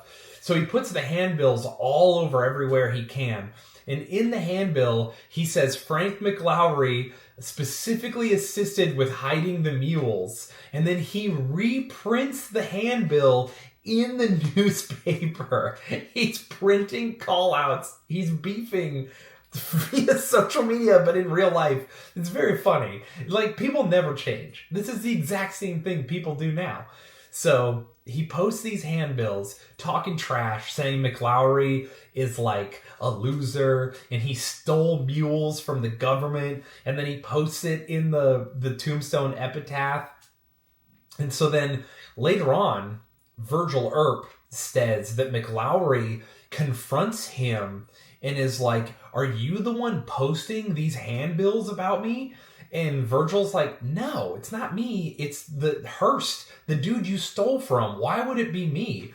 And McLaury goes, "If you were the one who printed the handbills, it's my intention to kill you. If you ever again follow us as close as you did, then you will have a fight on your hands." And basically talks all this trash. So this incident is the first run-in with the Clantons and the McLaurys and the Earps as like groups. And it ends with basically them screwing over the army and then laughing in their face. And then when they're called out via Wild West social media, they go and threaten Virgil's life and are like, "We'll kill you if you ever do anything like this again." And Virgil's like, "I'm literally just here, dude. Like, I didn't print anything." So this is all very important to know as we move forward into our gunfight. Do you guys remember earlier when I was talking about how Doc Holliday was framed for a stagecoach robbery by Behan and Joyce Milt, or Milt Joyce? I can't remember what order those names go in. Doesn't matter. When he was framed. We're going to talk about that a little more and get more in depth because the Earps are involved. So at this point in the timeline, the stagecoach robbery happens, okay? Deputy U.S. Marshal Virgil Earp, of course, along with temporary federal deputies, you guessed it, Wyatt and Morgan, they all get together with Wells Fargo agent Marshal Williams, and then, get this, former Kansas sheriff from Dodge City, Bat Masterson, is here also, and County Sheriff Behan. So Behan, the bad guy, the annoying cowboy guy, he's also here. So they're all set out to find these robbers because Wells Fargo issued a wanted poster offering $3,600, the equivalent of like $100,000, for each of the robbers, or well, for all of them. So I think each of them's worth, what does that make it? $1,200. So these guys you get this money dead or alive. Dead or alive, straight up. That's great. Like, that, in the Wild West terms, not having to capture someone alive is easy work. So these guys, for robbery of a mail-carrying stagecoach, that's a federal crime and a territorial crime. So that is why the posse has Behan, who's a territorial guy, and then also Virgil, who is a federal guy, okay? So the posse trails the robbers to a nearby ranch, and at that ranch, they find like a weird drifter guy, and his name is Luther King. So he would not talk about anything. He knew like what was going on. They knew he knew something, but he wouldn't talk. Like, no matter what they did, they wouldn't talk. But one of the Earps figures out, like, "Oh, I know how to get this guy." And so basically they lie to this dude and they're like, "Hey, just so you know, during that robbery, Doc Holliday's girlfriend, Big Nose Kate, was on that stagecoach and a stray bullet hit her." As soon as this dude hears that Doc Holliday's girlfriend got shot, he's terrified. He's so scared of Doc Holliday and his reputation that he confesses immediately to holding the reins of the robbers' horses while they did the robbery. And then he identifies all the robbers: Bill Leonard, Harry the Kid Head, of course, and Jim Crane. So these guys are all cowboys. Through and through, straight up, red sash wearing rustlers. Behan and Williams bring King back to Tombstone. They bring him to jail. He walks into the front door. A few minutes later, he just walks out the back door like no one was even watching, because apparently the undersheriff and other guy were too busy trying to finalize the bill of sale on a horse. So this dude was doing Facebook Marketplace stuff, and then the guy who they just arrested, who was attached to this murder and stagecoach robbery, was just like, all right, well, they're not paying attention, so I guess I'll just go. And he walked out the back. He didn't even have to climb to the roof, you guys. So he leaves. Everyone is incredibly mad. By the way, Woods, while he's like incompetent, right? But he's also like, hey, I didn't even know. Like, even though I wasn't paying attention, I was just trying to sell a horse. Like, I had the back door locked. Someone had to have unlocked it for him. So Woods claims that it wasn't his fault because he was trying to sell a horse and not paying attention. He says that someone deliberately unlocked the back door to the jail and let this guy out. The Earps and everyone are furious, of course, because it's insane that you just let this guy go. Anyway, Williams, the Wells Fargo worker who helped Behan, he's later dismissed from Wells Fargo because he had a ton of debts, and it turned out that he had been stealing from Wells Fargo for years. I don't really know what happens to this guy eventually, but I do know that basically back in the Wild West, if you messed with Wells Fargo, they would kill you. So, I don't know. R.I.P. Williams. Our only lead, like the only guy involved in the case, escapes from prison or jail or whatever. And during that, the Earps are pursuing the other guys because they know who they are now. So they're after them. They're pursuing them for 17 days. At one point, they rode for 60 hours without food and 36 hours without water. People's horses are dying. Wyatt Morgan's horses become so weak that they had to walk 18 miles back to Tombstone to get new horses. They pursued the Cowboys for like 400 plus miles. They couldn't get new horses, and they were forced to just give up the chase. So these dudes get away.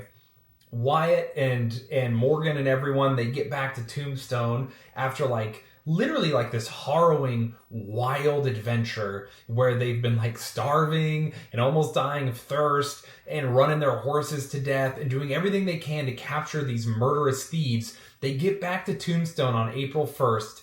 Behan submits a bill for $796 to the county for posse expenses. You know, he's like, oh, well, these people gave up their time and their effort to look for the murderers. Like, we need this money. So he submits this bill, and then, of course, the Earps are like, hey, like, we literally just almost died. Our horses are dying. We used all this effort and money staying and going, and, like, we weren't working during this time. Can we also get reimbursed? Behan refuses to reimburse the Earps, even though when they found the original dude, the only dude who, in the case they arrested, it was the Earps who convinced him to talk based on Doc Holliday's reputation. Then Behan is like, oh, don't worry, I'll take him back. He takes him back to town. The Earps continue the chase on this manly death quest, hunting down vicious, murderous cowboys where they don't drink for 36 hours. They get back, and Behan is like, actually, I need this money from all the work I did. And you guys, you're good, right? And he just, again, screws Wyatt over. Like, it's wild. Anyway, Wells Fargo does the right thing. This is the only time in the world that sentence has ever or will ever be uttered. Wells Fargo did the right thing and paid the Earps instead of the county. So, but Virgil was furious, according to all accounts, like out of his mind angry at Behan. So that was it.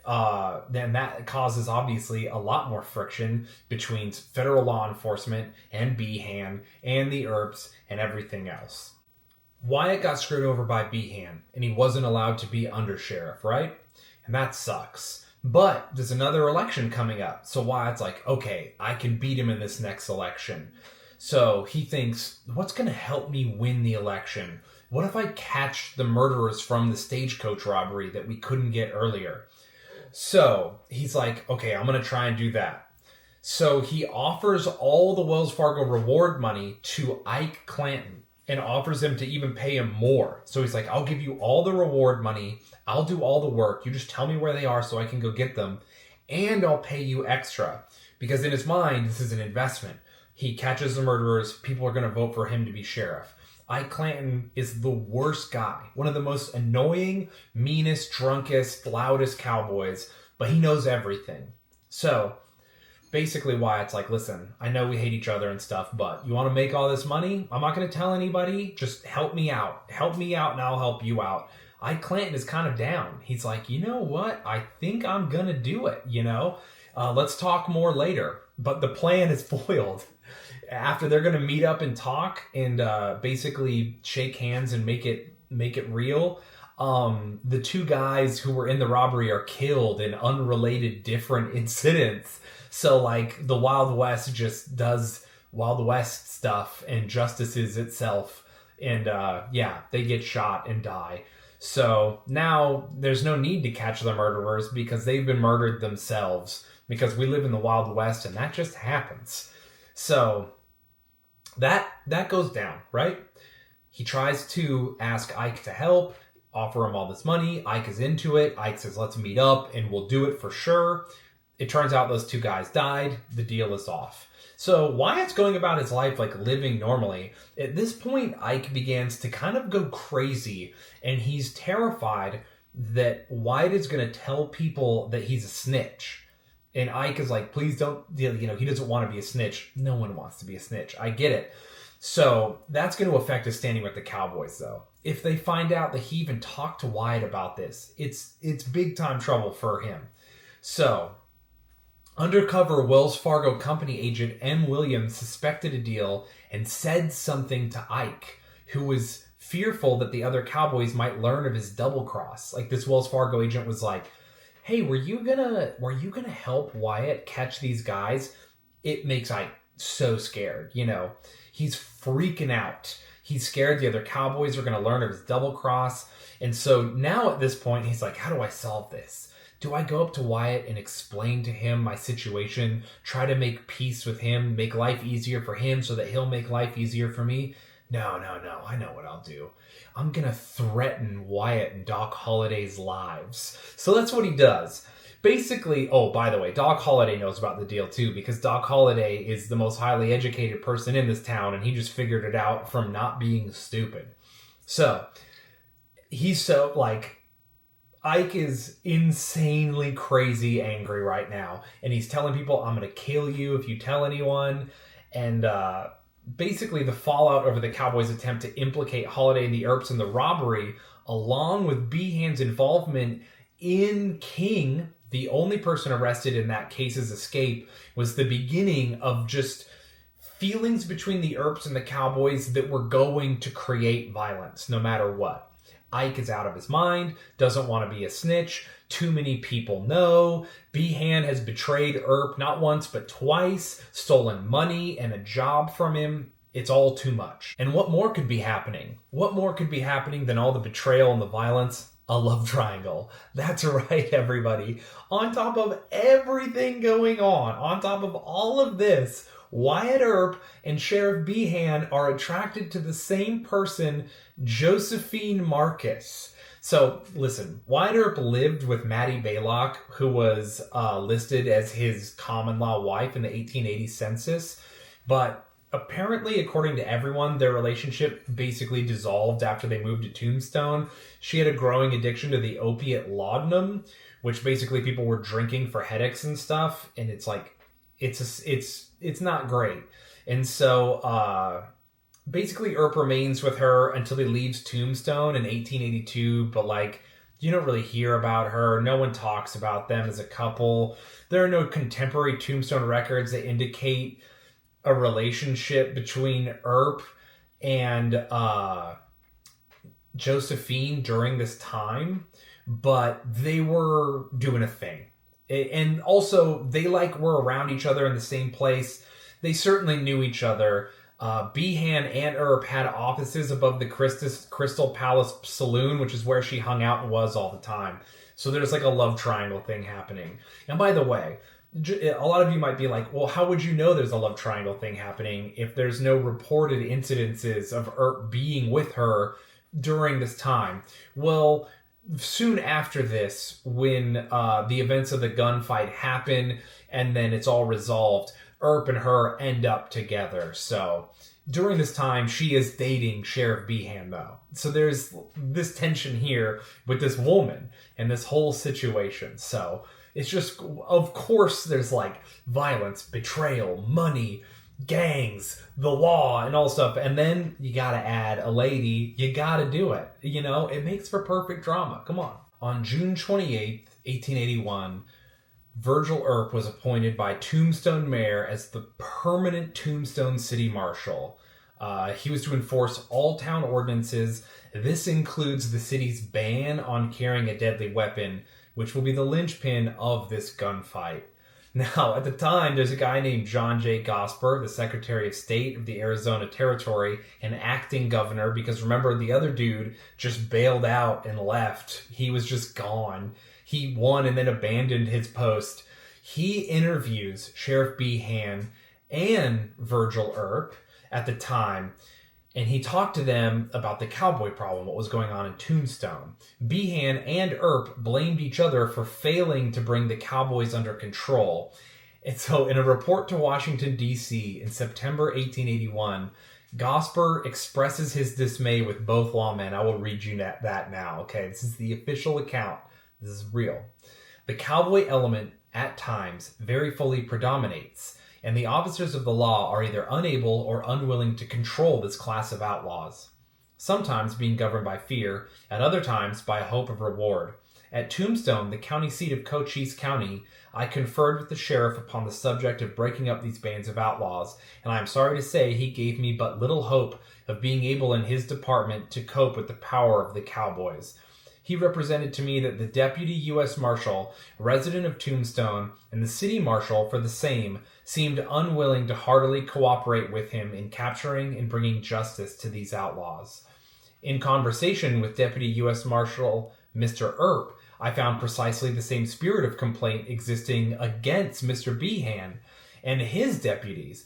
Many of the best law-abiding and peace-loving citizens have no confidence in the willingness of the civil officers to pursue and bring to justice that element of outlawry, so largely disturbing the sense of security and so often committing highway robbery and smaller thefts. The opinion in Tombstone and elsewhere in that part of the territory is quite prevalent that the civil officers are quite largely in league with the leaders of this disturbing and dangerous element. Something must be done, and that right early, or very grave results will follow. It is an open disgrace to American liberty and the peace and security of her citizens that such a state of affairs should exist. Tensions between the Earps and the McLaurys further increased when another passenger stage on the Sandy Bob line. I love that. Also, I love that they used to name the lines like bus lines. It makes me feel like I'm in the Wild West still. But anyway, they robbed another passenger coach in the Tombstone area. Was held up on September 8th, 1881 by masked bandits. They robbed everyone's valuables. Since the stage wasn't carrying a strong box, they just robbed everyone individually. During the robbery, the driver heard one of the robbers describe the money as sugar, a phrase known to be used by Frank Stillwell. Wyatt and Virgil Earp rode with the sheriff's posse and tracked the Bisbee stage robbers, because they were robbed near Bisbee. Virgil had been appointed the town marshal, and so that was in his wheelhouse to do. On June 6, 1881, after Ben Sippy abandoned the job, he got it.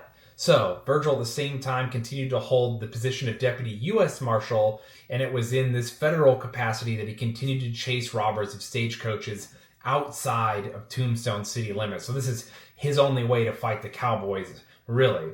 So at the scene of the holdup, Wyatt discovers an unusual boot print left by someone wearing a custom repaired boot heel. So now we're doing Batman detective level stuff.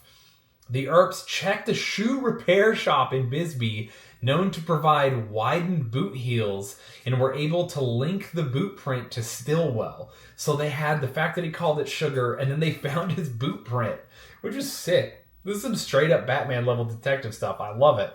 Frank Stillwell had just arrived in Bisbee with his livery stable partner, Pete Spence, when the two were arrested by Deputy U.S. Marshal Virgil Earp for the holdup. Both were friends of Ike Clanton and the McLaurys. At the preliminary hearing, Stillwell and Spence were able to provide several witnesses who supported their alibis. Because don't forget, this is back when just like your word was very important. So if you could just find 5 guys to lie for you, people were like, wow, would 5 guys really lie about the same thing? Which is hilarious. Yes, they would. They definitely would do that.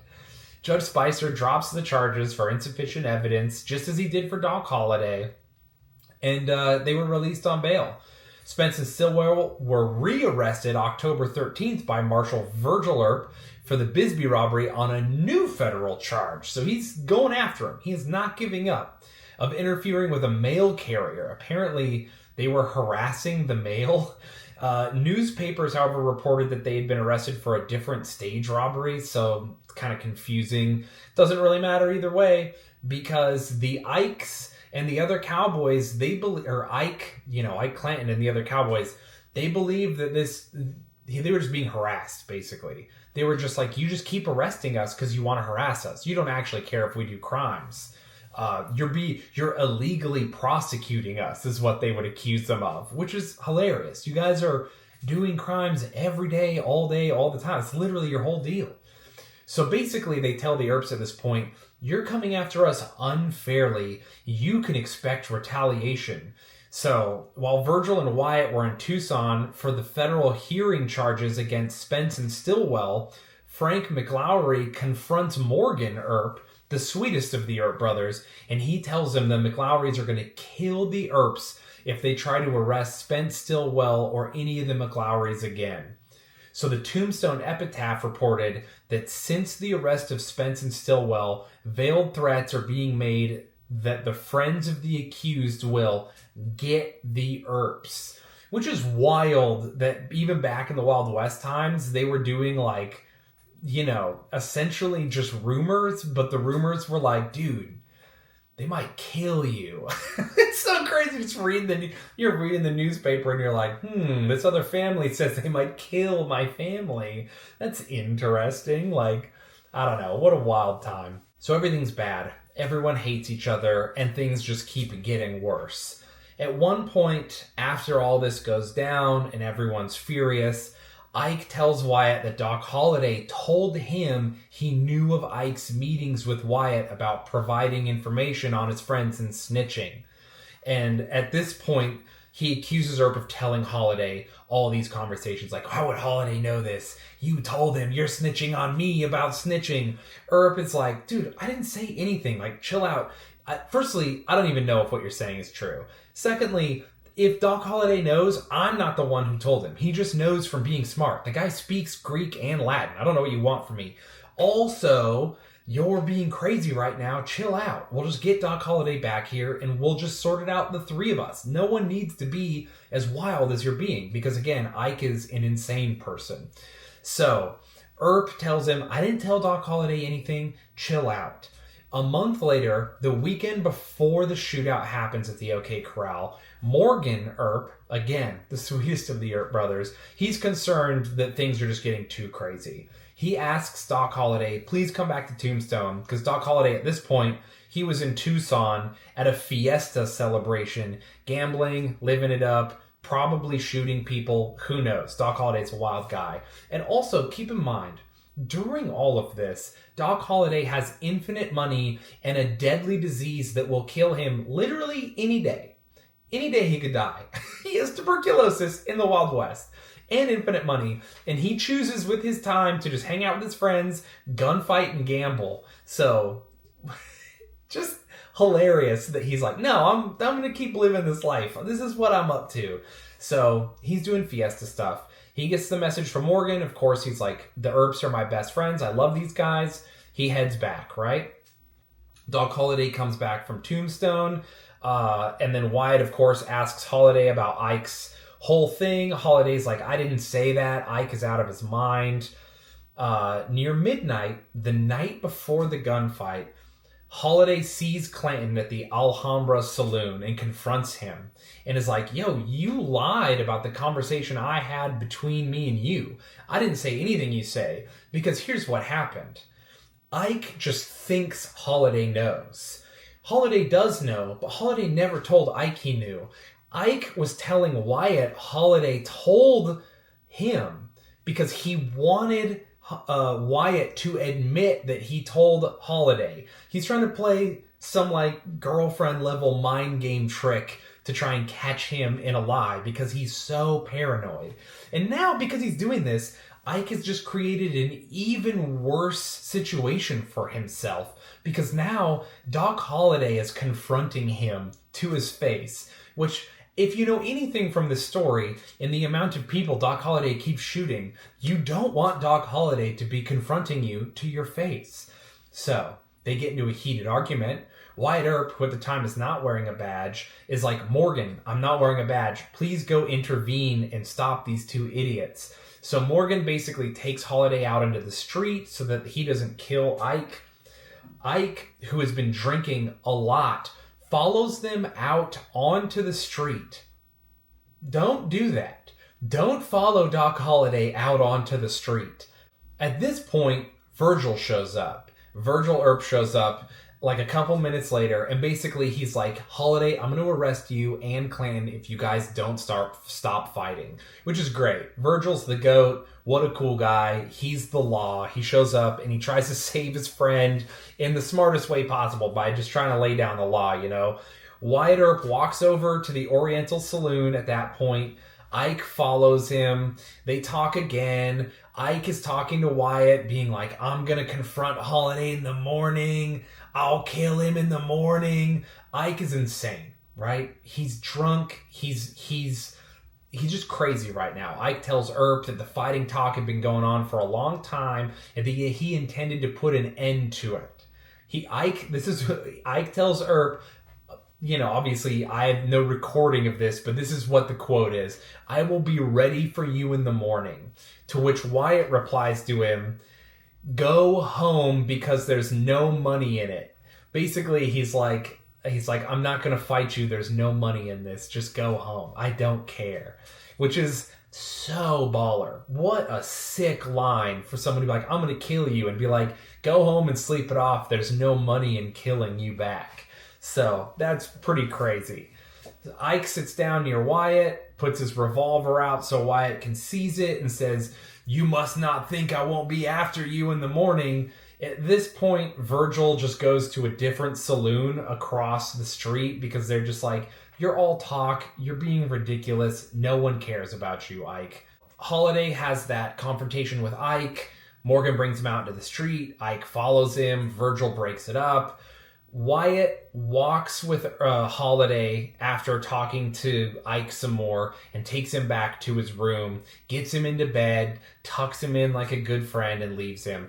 Virgil stays out that night playing cards. Ike Clanton goes over to the saloon where Virgil's playing cards with Tom McLaury and Sheriff Behan, so 3 enemies to Virgil, and they play cards together all night until the sun comes up. At that point, Virgil and Behan, they head off to bed, but the Cowboys are still up and still drunk. And people are like, you guys got to go to bed. You're out of your minds. Go to bed. Go to bed. And they're so angry and just fired up. They don't want to sleep, so they stay out. And at this point, this is when mistakes start to really be made. Ike tells the bartender, as soon as the Earps and Doc Holliday show themselves in the streets today, the ball is going to open, and that they will have a fight. The actual quote apparently is, as soon as the Earps and Doc Holliday showed themselves in the street, the ball would open, that they would have a fight. So at this point, he goes down to Wyatt Earp's house, and he tells the bartender the bartender who Ike is like, as soon as they wake up and come out into the street, I'm going to start killing them. The bartender's like, well, that seems bad. A bunch of these guys are federal agents or whatever. I should probably do something. So he goes over to Earp's house, knocks on the door, and he's like, hey, just so you know, Ike Clanton is saying he's going to kill you and your brothers when you wake up, and also Doc Holliday. And Wyatt's like, all right, sure, whatever, I don't care. And he goes back to bed. The deputy marshal of town, Andy Bronk, also hears talk around town because Ike is literally just telling everyone, like, I'm gonna kill these guys, I'm gonna kill Doc Holliday. As soon as I find him, I'm gonna shoot him, yada yada yada. And he's told so many people that the deputy marshal hears it. And he's like, okay, so the deputy marshal is like, I should probably do something. We can't have people gunfighting in the street of our town. So he goes and wakes up Virgil.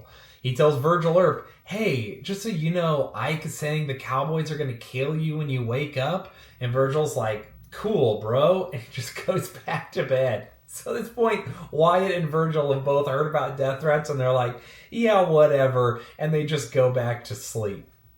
Later that morning, Ike goes and picks up his rifle and his revolver from West End Corral where he had deposited them. Because don't forget, it's illegal to have weapons in town. You can have them, but you have to get rid of them in a timely manner, and then you can't grab them until you're like planning to leave. But laws back then weren't so specific because so many people actually believed in honor, so they were just kind of like, whatever's reasonable to you. Just don't have your weapon in town, you know? Just be reasonable. So anyway, he goes and gets his guns, and by noon that day, he had guns and he was drinking. And he's literally telling everyone, like, I'm going to kill a Holliday or an Earp. The first one I see, I'm going to kill him. And so Holliday is staying at Fly's boarding house. And he's staying there, by the way, with Kate. With Big Nose Kate. Yeah, she came back, and like all insane people, Holliday, listen, there's a lot of reasons I love Doc Holliday. I see myself in him in many ways. I also have felt at times like I was maybe too educated to make some of the decisions I was making and being the ways I was. And I also cannot help myself but to love an insane, wild woman. So Doc Holliday, even though his girlfriend or his common law wife or whatever you want to say she is, even though she had tried to destroy his life and have him thrown in jail or executed for murder, he's got her back with him at Fly's boarding house. So anyway, Fly, the guy who owns the boarding house, is hearing all this stuff go down, and he goes and wakes up Doc Holliday, and he wakes up Big Nose Kate, and he's like, hey, just so you know, like, Ike is starting to kill you. Like, he's literally, like, outside on the street saying as soon as he sees you, he's going to shoot you. And Doc Holliday's sleeping through this because he was awake playing cards or whatever. So Ike Clanton, he tells Big Nose Kate this. Kate answers the door, and the guy who owns the boarding house is like, hey, I'm so sorry to disturb you, but there's a dude outside super saying he's going to kill you, or at least your boyfriend. So I don't know what you want to do with that information. So Kate wakes Doc Holliday up. She's like, hey, the owner of this building just woke me up and told me that there's a guy outside trying to kill you. and says Ike Clanton's looking for you, I think. His name's Ike Clanton. And he has a rifle with him. So he wakes Holliday up, and then what does Holliday reply? Holliday hears this, and he says, if God will let me live to get my clothes on, he will see me. That's so good. Dude, Doc Holliday has all the best lines. I love him. It's just so funny for your girlfriend to wake you up and be like, there's a guy outside who wants to kill you, and you're just like, oh, if God lets me live long enough to get my clothes on, he'll see me. It's so funny. So it's about 1 p.m. at this point. Doc Holliday's getting his clothes on. Wyatt is still asleep or just waking up, but Virgil and Morgan are both fully awake. They hear the rumors. They walk out onto 4th Street. They see that Ike is on 4th Street with a gun. So Virgil just goes up and pistol whips him, Metal Gear Solid style, from behind. Like, Ike is just not even paying attention and just gets stealth knocked out. And so Virgil knocks him out, Solid Snake style, and disarms him. And then him and Morgan just pick up Ike's like lifeless body and take it to the courthouse so he can appear before the justice of the peace for violating the gun in town ordinance, right? So Wyatt gets over there, and he's in the courthouse waiting with Clanton guarding him, right? And Virgil and Morgan, or maybe just Virgil, I'm not sure, he goes to go find the justice so that they can have the hearing, right? because he's not just there. You got to go get him. So Wyatt's waiting for Virgil to return with Justice Wallace. Apparently, witnesses who were there overheard Wyatt tell Clanton, "You cattle-thieving son of a bee, and you know that I know you're a cattle-thieving son of a bee. You've threatened my life enough. You've got to fight." And then Ike Clanton was heard to reply, "Fight is my racket, and all I want is 4 feet of ground." So, pretty tough talk from Ike right there. Good line. Ike reported in his testimony after that Wyatt Earp cursed him. He said that Wyatt, Virgil, and Morgul offered him his rifle and to fight him right there in the courthouse, which Ike declined. So, that probably happened. Let's be honest now. That probably happened. Ike he testifies in court after the gunfight that the Earps were like, "You want to fight? We will give you your rifle. Let's all fight right now." And Ike was like, "I'm good, actually." So, pretty good line. "Fight is my racket. All I want is 4 feet of ground." Shout out to Ike for the sick line. But the sicker response is, "Here's your rifle. Let's fight in this courthouse right now." That's so sick. So, a lot of real tough guys doing tough guy stuff out here. Ike also, though, he denied threatening the Earps, which is false. Come on, that's crazy. You like 100 Wild West witnesses. These people think that they can't lie. Some of them, like, of course, they heard you say that. They're not making this up. But whatever. Justice Wallace at this point, he shows up to the courthouse after they're threatening each other and stuff, has the hearing, fines Ike $25 for having his gun in town. Ike pays the fine, and Virgil says, "You can pick up your confiscated rifle and revolver. I put them at the Grand Hotel." That's where the Cowboys like to hang out. And Virgil sends him on his way. Ike gets knocked out. Morgan and Virgil bring him to the courthouse. They drop him off. Wyatt comes to guard him. Virgil heads out to get the justice. I'm assuming Morgan is there too. They're hanging out. Virgil comes back. Virgil's like, "I got this. You can go outside." Wyatt goes outside the courthouse where Ike was being fined. And as he's walking out, he almost walks into 28-year-old Tom McLaury. And the two men basically bump into each other face to face. Tom arrived in town earlier that day, and he's supposed to get rid of his guns, right? Because that's the law. You're supposed to deposit your pistols and stuff when you get to town. Wyatt, who's still wearing his badge and acting as an officer, he basically demands, "Do you have a gun?" But basically back then they would call it being healed. So Wyatt says, "Are you healed or not?" McLaury goes, "I'm not armed." Wyatt later testifies that he sees a revolver right on the side of Tom's pants. So Tom is just lying to him outright. At the time, he's an unpaid deputy marshal for Virgil, so Wyatt gets to carry a gun whenever he wants. Also, you have to understand, of course Wyatt's carrying a gun. People keep saying they're going to kill him all the time. So Wyatt's got his gun and he's allowed to have it because he's an unpaid deputy marshal. And also, by the way, a lot of people think that cowboys would carry guns in their holsters. Most cowboys didn't carry guns in their holsters unless they were riding a horse, and it depends. Most people just had their gun in their coat the same way we carry them now. I know a lot of guys, I conceal carry a gun, right? And usually people are like, "Oh, I keep it in a holster or whatever." I just carry in my pocket. And I think a lot of people who carry a lot just do that. It's just easier. You end up, if it's a habit, doing what is easiest and safest.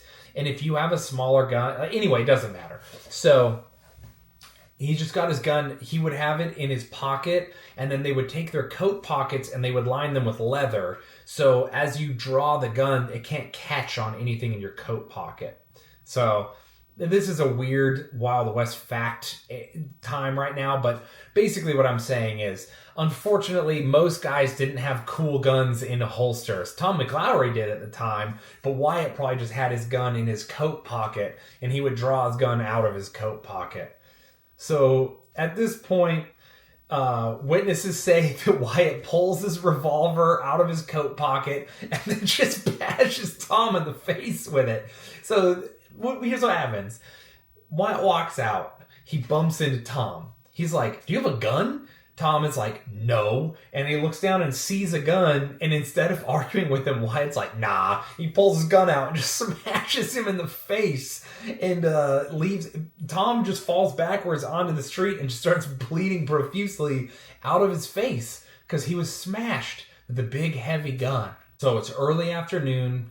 Ike and Tom have both seen doctors for their head wounds because both of them have been buffaloed by the Earps. The day's chilly. There's snow on the ground in some places. Both Tom and Ike have spent the night gambling, drinking heavily. They've had no sleep. They're both out of doors, wounded from head beatings, and they're for sure still drunk. At around 1:30 or 2 p.m., after Tom had been pistol whipped by Wyatt, Ike's 19-year-old younger brother Billy Clanton and Tom's older brother Frank McLaury arrive in town. They had heard from their neighbor, Ed Old Man Frank. Best names, Wild West. Let's go, baby. So they learned from Old Man Frank that their brothers had been causing trouble in town and that they had like confrontations with people and were basically being a nuisance. So Billy and Frank, they show up to town in the morning. They show up to the Grand Hotel on Allen Street. Immediately, they're greeted by Doc Holliday, who's hanging out there. And he tells them about their brother's beatings by the Earps within like the previous 2 hours. The incidents generated a lot of talk in town, as they would. Angrily, Frank said he wouldn't drink, and he and Billy left the saloon immediately to go find Tom. By law, both Frank and Billy should have left their firearms at the Grand Hotel, but instead they remained fully armed and just went to go find their brothers. At this point, the Earps see the Cowboys in Spangenberg's gun and hardware store on 4th Street, filling their gun belts with cartridges. Not a good look. Virgil sees this, so he's like, holy moly, like these guys are like loading up, like fully as many bullets as they can have, you know? He's like, well, that's not good. These dudes who were threatening to kill me earlier are buying bullets. So he goes around the corner to Allen Street to the Wells Fargo office where he has a 10-gauge shotgun. Now, I don't know if you guys know a lot about shotguns, but most of the biggest shotguns you've ever seen in a video blowing something up or shredding a pumpkin into nothing, those are 12-gauge. A 10-gauge shotgun is large. It's such a big gun that what even is that for? That's a lot of gun. That's a lot of gun, okay? So he grabs a 10-gauge shotgun. If you get shot with a 10-gauge at even medium distance of its effective power, you are done. You are not having a good day. So he grabs the 10-gauge. The Cowboys moved to the OK Corral, where witnesses overheard them basically threatening to kill the Earps. And for unknown reasons, the Cowboys walk out of the back of the OK Corral, and then they walk west, and then they stop into this narrow, empty lot next to C.S. Fly's boarding house where Doc Holliday is living. So Virgil is trying to keep the peace, give them some time, let them sober up, let their head wounds chill, you know? He's trying to, like, give them time. Because he could just go crazy and go right in at him. He doesn't. I'm going to give you, like, some testimony real quick by this guy, a miner named Reuben F. Coleman. Coleman says, I was in the OK Corral at 2:30 p.m. when I saw the 2 Clantons and the 2 McLaurys in earnest conversations across the street at Dunbar's Corral. I went up the street and notified Sheriff Behan and told them it was my opinion that they meant trouble, and it was his duty as sheriff to go disarm them. I told him they had gone to the West End Corral and then went and saw Marshal Virgil Earp and notified him to the same effect. Behan later testified that he woke up at about 1:30 p.m. after the late night card game with Virgil and everyone else, and then he went to get a shave at the barber shop, and that's where he first learned that the Cowboys were armed. He finished his shave and went to locate the Cowboys. He finds Frank holding a horse and talking to someone on 4th Street near the corner of Fremont. That's when he sees Ike and Tom near C.S. Fly's photography studio. He walked there with Frank. He told the Cowboys, you got to give up your guns. Ike said he was not armed. Tom McLaury pulled his coat open, says, I'm not carrying a weapon. And then he attempts to persuade Frank McLaury to give up his weapons, but Frank insists that he would give up his guns only after City Marshal Virgil Earp and his brothers were first disarmed. All right, so that's what Behan says, but as we're about to learn, that is simply not true. So at this point, Virgil has been told by a bunch of citizens the McLaurys and the Clantons are armed and hanging out on the street near where Doc is living, and they've been making threats all day. So Virgil is like, all right, I've waited as long as I can. These guys are gathered up. They have ammo. Like, I can't just do nothing here. I got to do something. So he decides to do something. So he's like, all right, we don't want to cause too much trouble or make a commotion. Doc Holliday is wearing like a long duster or like a coat. So he hands his 10 gauge shotgun to Doc Holliday and says, hide this under your coat.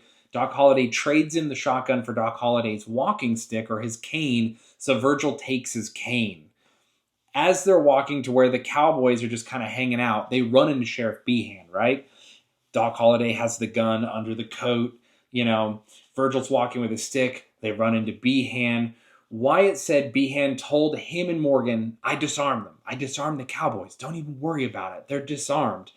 Behan testifies afterwards that he only said he had gone down to the Cowboys for the purpose of disarming them and that he didn't say he actually disarmed them. One eyewitness, a laundryman named Peter H. Foley, he testified that Virgil Earp told Behan, those men have made their threats and I will not arrest them but kill them on sight, which is a crazy thing because Behan didn't even say he said that. So that's just a funny, townspeople building their own lore type moment. In any case, when Behan said he disarmed them, Virgil was like, oh, I want to avoid a fight. I have a walking stick in my left hand and in my right hand was my 6-shooter. And so what he does is he takes it and he puts it in his pants and he takes the walking stick and he puts it in his right hand. And he even said that in court. Virgil goes, oh, as soon as he said they were disarmed, I was like, okay, so I don't need to come in hot. I already gave my shotgun to Doc so he could hide it because we're not trying to make this a fight. We want to just try and talk this out. So he takes his gun, puts it on his other side, and changes his walking stick to his right hand to signal I don't have a gun, I'm chilling. Virgil isn't the only one who, as soon as he heard they were disarmed, decided to try and not escalate the situation. I mean, Virgil said he was quoted as saying, I put my gun over, I put the walking stick in my right hand. Even Wyatt said, I took my pistol, which I had in my hand, under my coat, and I put it in my overcoat pocket. So he pockets his gun. The Earps then walk further down Fremont Street, and they come into full views of the Cowboys in the lot. When the Earps approach the lot, the 4 lawmen, initially they're facing 6 Cowboys. Frank McLaury, Tom McLaury, Billy Clanton, Billy Claiborne, Wes Fuller, and Ike Clanton. Now, there's a bunch of conflicting testimonies on the positions and places of everyone, so we won't really get into it, but the men were about 6 to 10 feet apart. Like I said at the beginning of this video, we are kids Nerf warring in a bedroom far away, but with real guns, including the 10 gauge, all right? So, Virgil saw the Cowboys. Virgil testifies he immediately commanded the Cowboys, throw up your hands, I want your guns. Wyatt said Virgil told the Cowboys, throw up your hands, I have come to disarm you.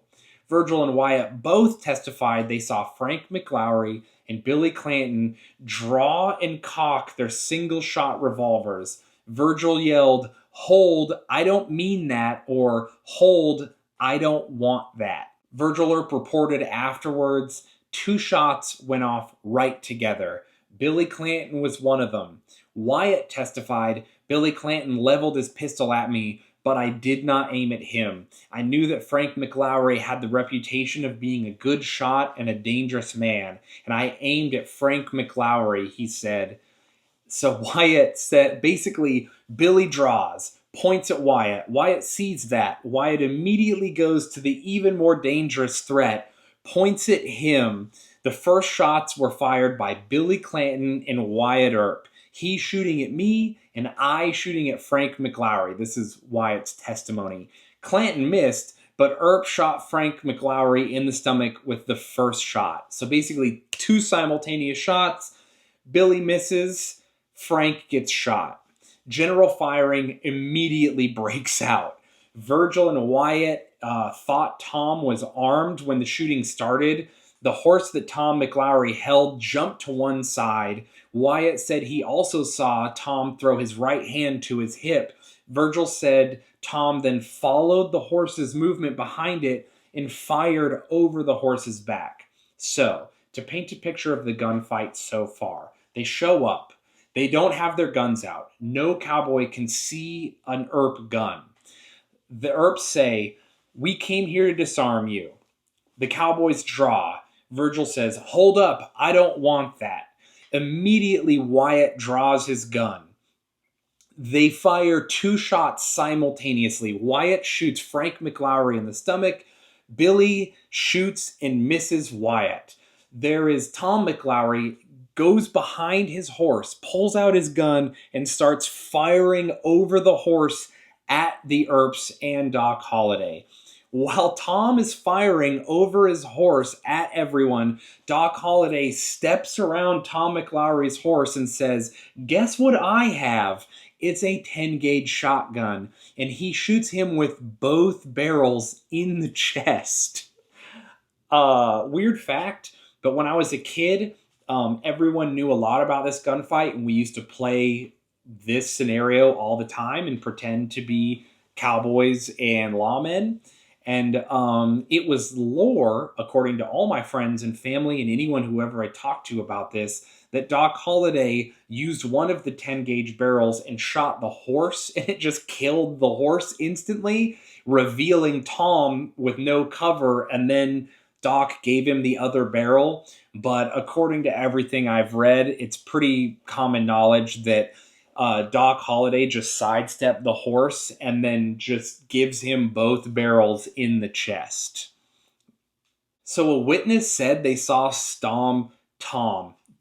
Witnesses said they saw Tom stumbling into the street, or like running into the street, and then fall to the ground dead. Another witness said they saw Tom like staggering quickly across the street until he fell on his back. I don't think that he was stumbling or staggering. It sounds like he was shot with a 10-gauge shotgun, and the force of the shotgun blast basically blew him away, and he was flying across the street, or at least being pushed by the force of the blast as he was stumbling. So, yeah, it's a big shotgun, and he was shot with it, and it probably threw him quite a ways. Doc immediately gave him both barrels, throws the shotgun on the ground, pulls out his nickel-plated revolver, and gets involved. Clanton, who had basically caused this entire issue, Ike Clanton, the guy who talked all this trash, tried to fight Doc the night before, threatening everyone, was going insane after trying to sell his friends out with Wyatt, all this stuff. He runs forward right as the gunfight begins, grabs Wyatt by the coat and says, "I'm unarmed, please don't hurt me," and is basically begging not to be hurt. Wyatt hits him and says, "Get to fighting or get away." At this point, Clanton runs into the photography store and escapes unwounded. There are people who say that when he gets away, he goes into the photography store or whatever, he pulled out a pistol and he fired some random shots before escaping into the city, but no one knows. And there was so much gunfire in such a small amount of time, I have no idea. They depict this in the movie Tombstone. Ike goes in and he fires through the windows, and then Doc Holliday does the awesome over the head, shooting both his guns into the windows, but who knows?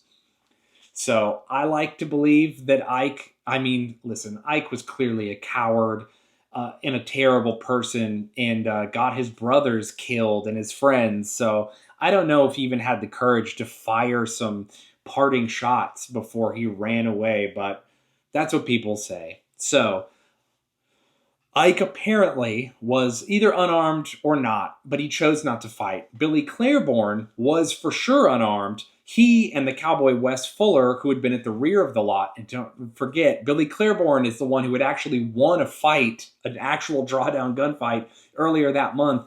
They both had no guns, and they sprinted away immediately from this fight. So they're gone. Morgan Earp fired almost immediately as Billy Clanton drew his gun. So Billy Clanton and Wyatt Earp both draw. Wyatt shoots Frank in the stomach. Billy shoots and misses Wyatt. Morgan draws, sees his brother being shot at, and shot Billy in the hand, right in his right wrist, disabling his hand. Billy doesn't drop the gun, transfers the gun to his left hand, and keeps firing until he runs out, and he shoots Virgil in the calf. Morgan Earp at this point, because you're fighting. I mean, you're so close to each other. It's all happening so fast. He steps back and he trips over a newly buried water line, and he's on the ground, and he continues to fire while laying on the ground. Frank McLaury, who even though he's been shot in the abdomen by Wyatt, he grabs his horse by its reins and he struggles across Fremont Street where he's trying to get his rifle out of his scabbard, but he loses control of the horse, and he grabs his revolver and he starts firing it instead. At one point during the gunfight, possibly Billy or Frank, or maybe Tom, we don't know, shoots Morgan across the back in both of his shoulder blades while he's laying on the ground. Frank is in the street now because he had his horse, trying to get the rifle out of the horse scabbard. The horse gets away. It's scared. It runs off. He only has his revolver. Him and Doc Holliday begin to duel and fire shots at each other. He's firing his revolver. Frank hits Holliday in like the pocket or the hip, and he grazes him in like his pistol pocket. Holliday walks towards him, following him as he's shooting at. He just got shot. He is now angry that he's been shot. He is walking Frank down, and he exclaims out loud for all witnesses to hear, "That son of a bee has shot me, and I am going to kill him." Supposedly, as he says this, he challenges Holliday, yelling, "I've got you now," and he points the gun and he thinks he's going to kill Holliday, and Holliday replies with the line that's very famous but misquoted. He goes, "Blaze away, you're a daisy if you do." So, everyone, that's the whole saying is, you're a daisy if you do. But yeah, he said, "Blaze away, you're a daisy if you do." Or a daisy if you have, I'm so sorry. So the quote is, and I've messed it up. I have it tattooed on me because I have the movie quote, not the real one. The real quote is, they're yelling at each other. They exchange shots. Frank shoots Holliday in the pocket. Frank is walking him down. He has shot me. I am going to kill him. Frank says, "I have you now." And then Holliday responds very coldly, "Blaze away. You're a daisy if you have." At that point, Morgan Earp picks himself up after being shot and also fires at Frank from the ground. Doc Holliday and Morgan fire at the exact same time because Doc is cold as ice, baby. He says that line, and as he says it, he beats Frank to the punch and shoots him before he can be shot. So it's kind of disputed if Morgan or Doc shot him, but people think Doc shot him because of where the bullet entered his head or face area. And Frank falls dead. He's been shot, and he is now super dead. He was shot behind the ear, apparently. So McLaury dies. Billy Clanton was shot in the wrist, chest, and abdomen, and after a minute or two, he slumps down into a sitting position at the corner of the house between like the lodging and where he was. Basically, he's just down in the lot, and he has his gun, and he's run out of ammo. So he's calling people for more cartridges, like, give me bullets. But C.S. Fly, the guy who owned the photography studio and stuff, he comes out and just takes the gun from him. Like, buddy, you've been shot a bunch of times. Like, you're dying. Like, very cool that you're down to fight like this, but it's over. And he takes his gun from him, and that's the fight. That's the fight. It ends that fast. 30 plus shots were fired in less than a minute. Essentially, every man in the fight emptied his entire weapon at his opponents. 3 men were killed, 3 men were wounded, 2 ran away, and Wyatt was the only person who participated in the fight and left unscathed. Doc was shot in his hip pocket. The 3 Cowboys were dead. Morgan Earp was shot in the back. Virgil Earp was shot in the calf. A few moments after the gunfight, Tom was carried from the corner of Fremont and 3rd Street, where he fell after being shot with the shotgun, into the Harwood house on that corner. There he would die without speaking because he had been shot with a 10-gauge shotgun. So yeah, that probably makes sense. Apparently, they carried Billy Clanton into that house as well. Billy was in considerable pain. He had been shot quite a few times. He asked for morphine. He told those near him, "They have murdered me. I have been murdered." And he said, "Chase the crowd away. Give me some air." Billy gasped for air, and someone else heard him say, "Go away and let me die." And he did. He died there, unfortunately for Billy, who was the person with the most fight in him, was the youngest, and maybe had the most to lose and the least to gain. It's a real tragedy, in all honesty. Ike Clanton, the person who deserved to be in the fight the most and repeatedly threatened the Earps with death, was literally still running away after the gunfight. It ended and he was still sprinting away. A guy named William Cuddy testified that Ike passed him on Allen Street, and Johnny Behan saw him a few minutes later on Tough Nut Street. So basically, a person testified after the gunfight, "Oh, I saw him running." And then Behan, who had also left the gunfight far, far away, saw Ike running past him. So Ike, the biggest coward in this story, just the worst guy. So this is it. That's the fight at the OK Corral. 3 Cowboys dead, 2 Earps and Doc Holliday wounded. This gunfight, through Wyatt Earp's fame and being interviewed, and through our romanticization of the Wild West and the Arizona Territory and everything, would become an American legend. And Doc Holliday and the Earps and the Cowboys would basically cement themselves in the American legendarium after this fight. I mean, I don't know an American boy who doesn't play Cowboys and Indians. I don't know someone who doesn't love the Wild West. Like, it's just a part of American culture in a very specific way. Like, to this day, we love outlaws. We love gunfighters. So it is what it is, man. And I just think it's one of the most interesting stories of all time. And of course, I didn't do it justice, but I just wanted to kind of freeform talk about it, read some of what I wrote, give some of my opinions, and just try to make a video about history that I enjoy making. That's kind of informal. I mean, obviously, I messed up a ton. I'm not the best orator. Sometimes I'm losing my voice a little bit, but I had a good time. I hope you enjoyed this video. And I hope that if you're an American, you feel like you understand our culture a little more, you know? There's something about these people that are just larger than life. But also you have to remember they are just people. They're just guys. And when you think about everything that leads up to the fight and how they behave and why they do what they do and how it happens, you're kind of like, oh yeah, I can definitely see how anyone could end up in this situation. I don't know. It's just so interesting to me. And they're just so much larger than life, you know. It's just fun. So it is a tragedy, and I'm not saying that it's not a tragedy. There's a lot of death and a lot of destruction, and those are never good things. But there's also the part of us that's that is our history, and I have to reconcile that, and I am a man, and there's something in my brain that wants to fight other men.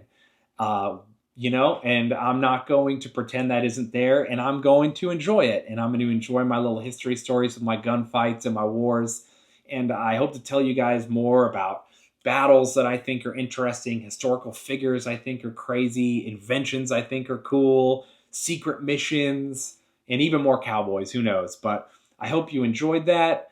I know for a fact I haven't even started editing this video. At one point during this video, I forgot to turn on my mic, so it was filming on the camera audio, and I guarantee you're going to notice it, and it's going to bother me, but I cannot re-record around 30 minutes of audio. There's no way I'm doing it. So I love you guys so much. I hope you enjoyed. If you're still watching at this point, wow, that's incredible. I really appreciate you. Okay, bye everyone. Love you. Bye.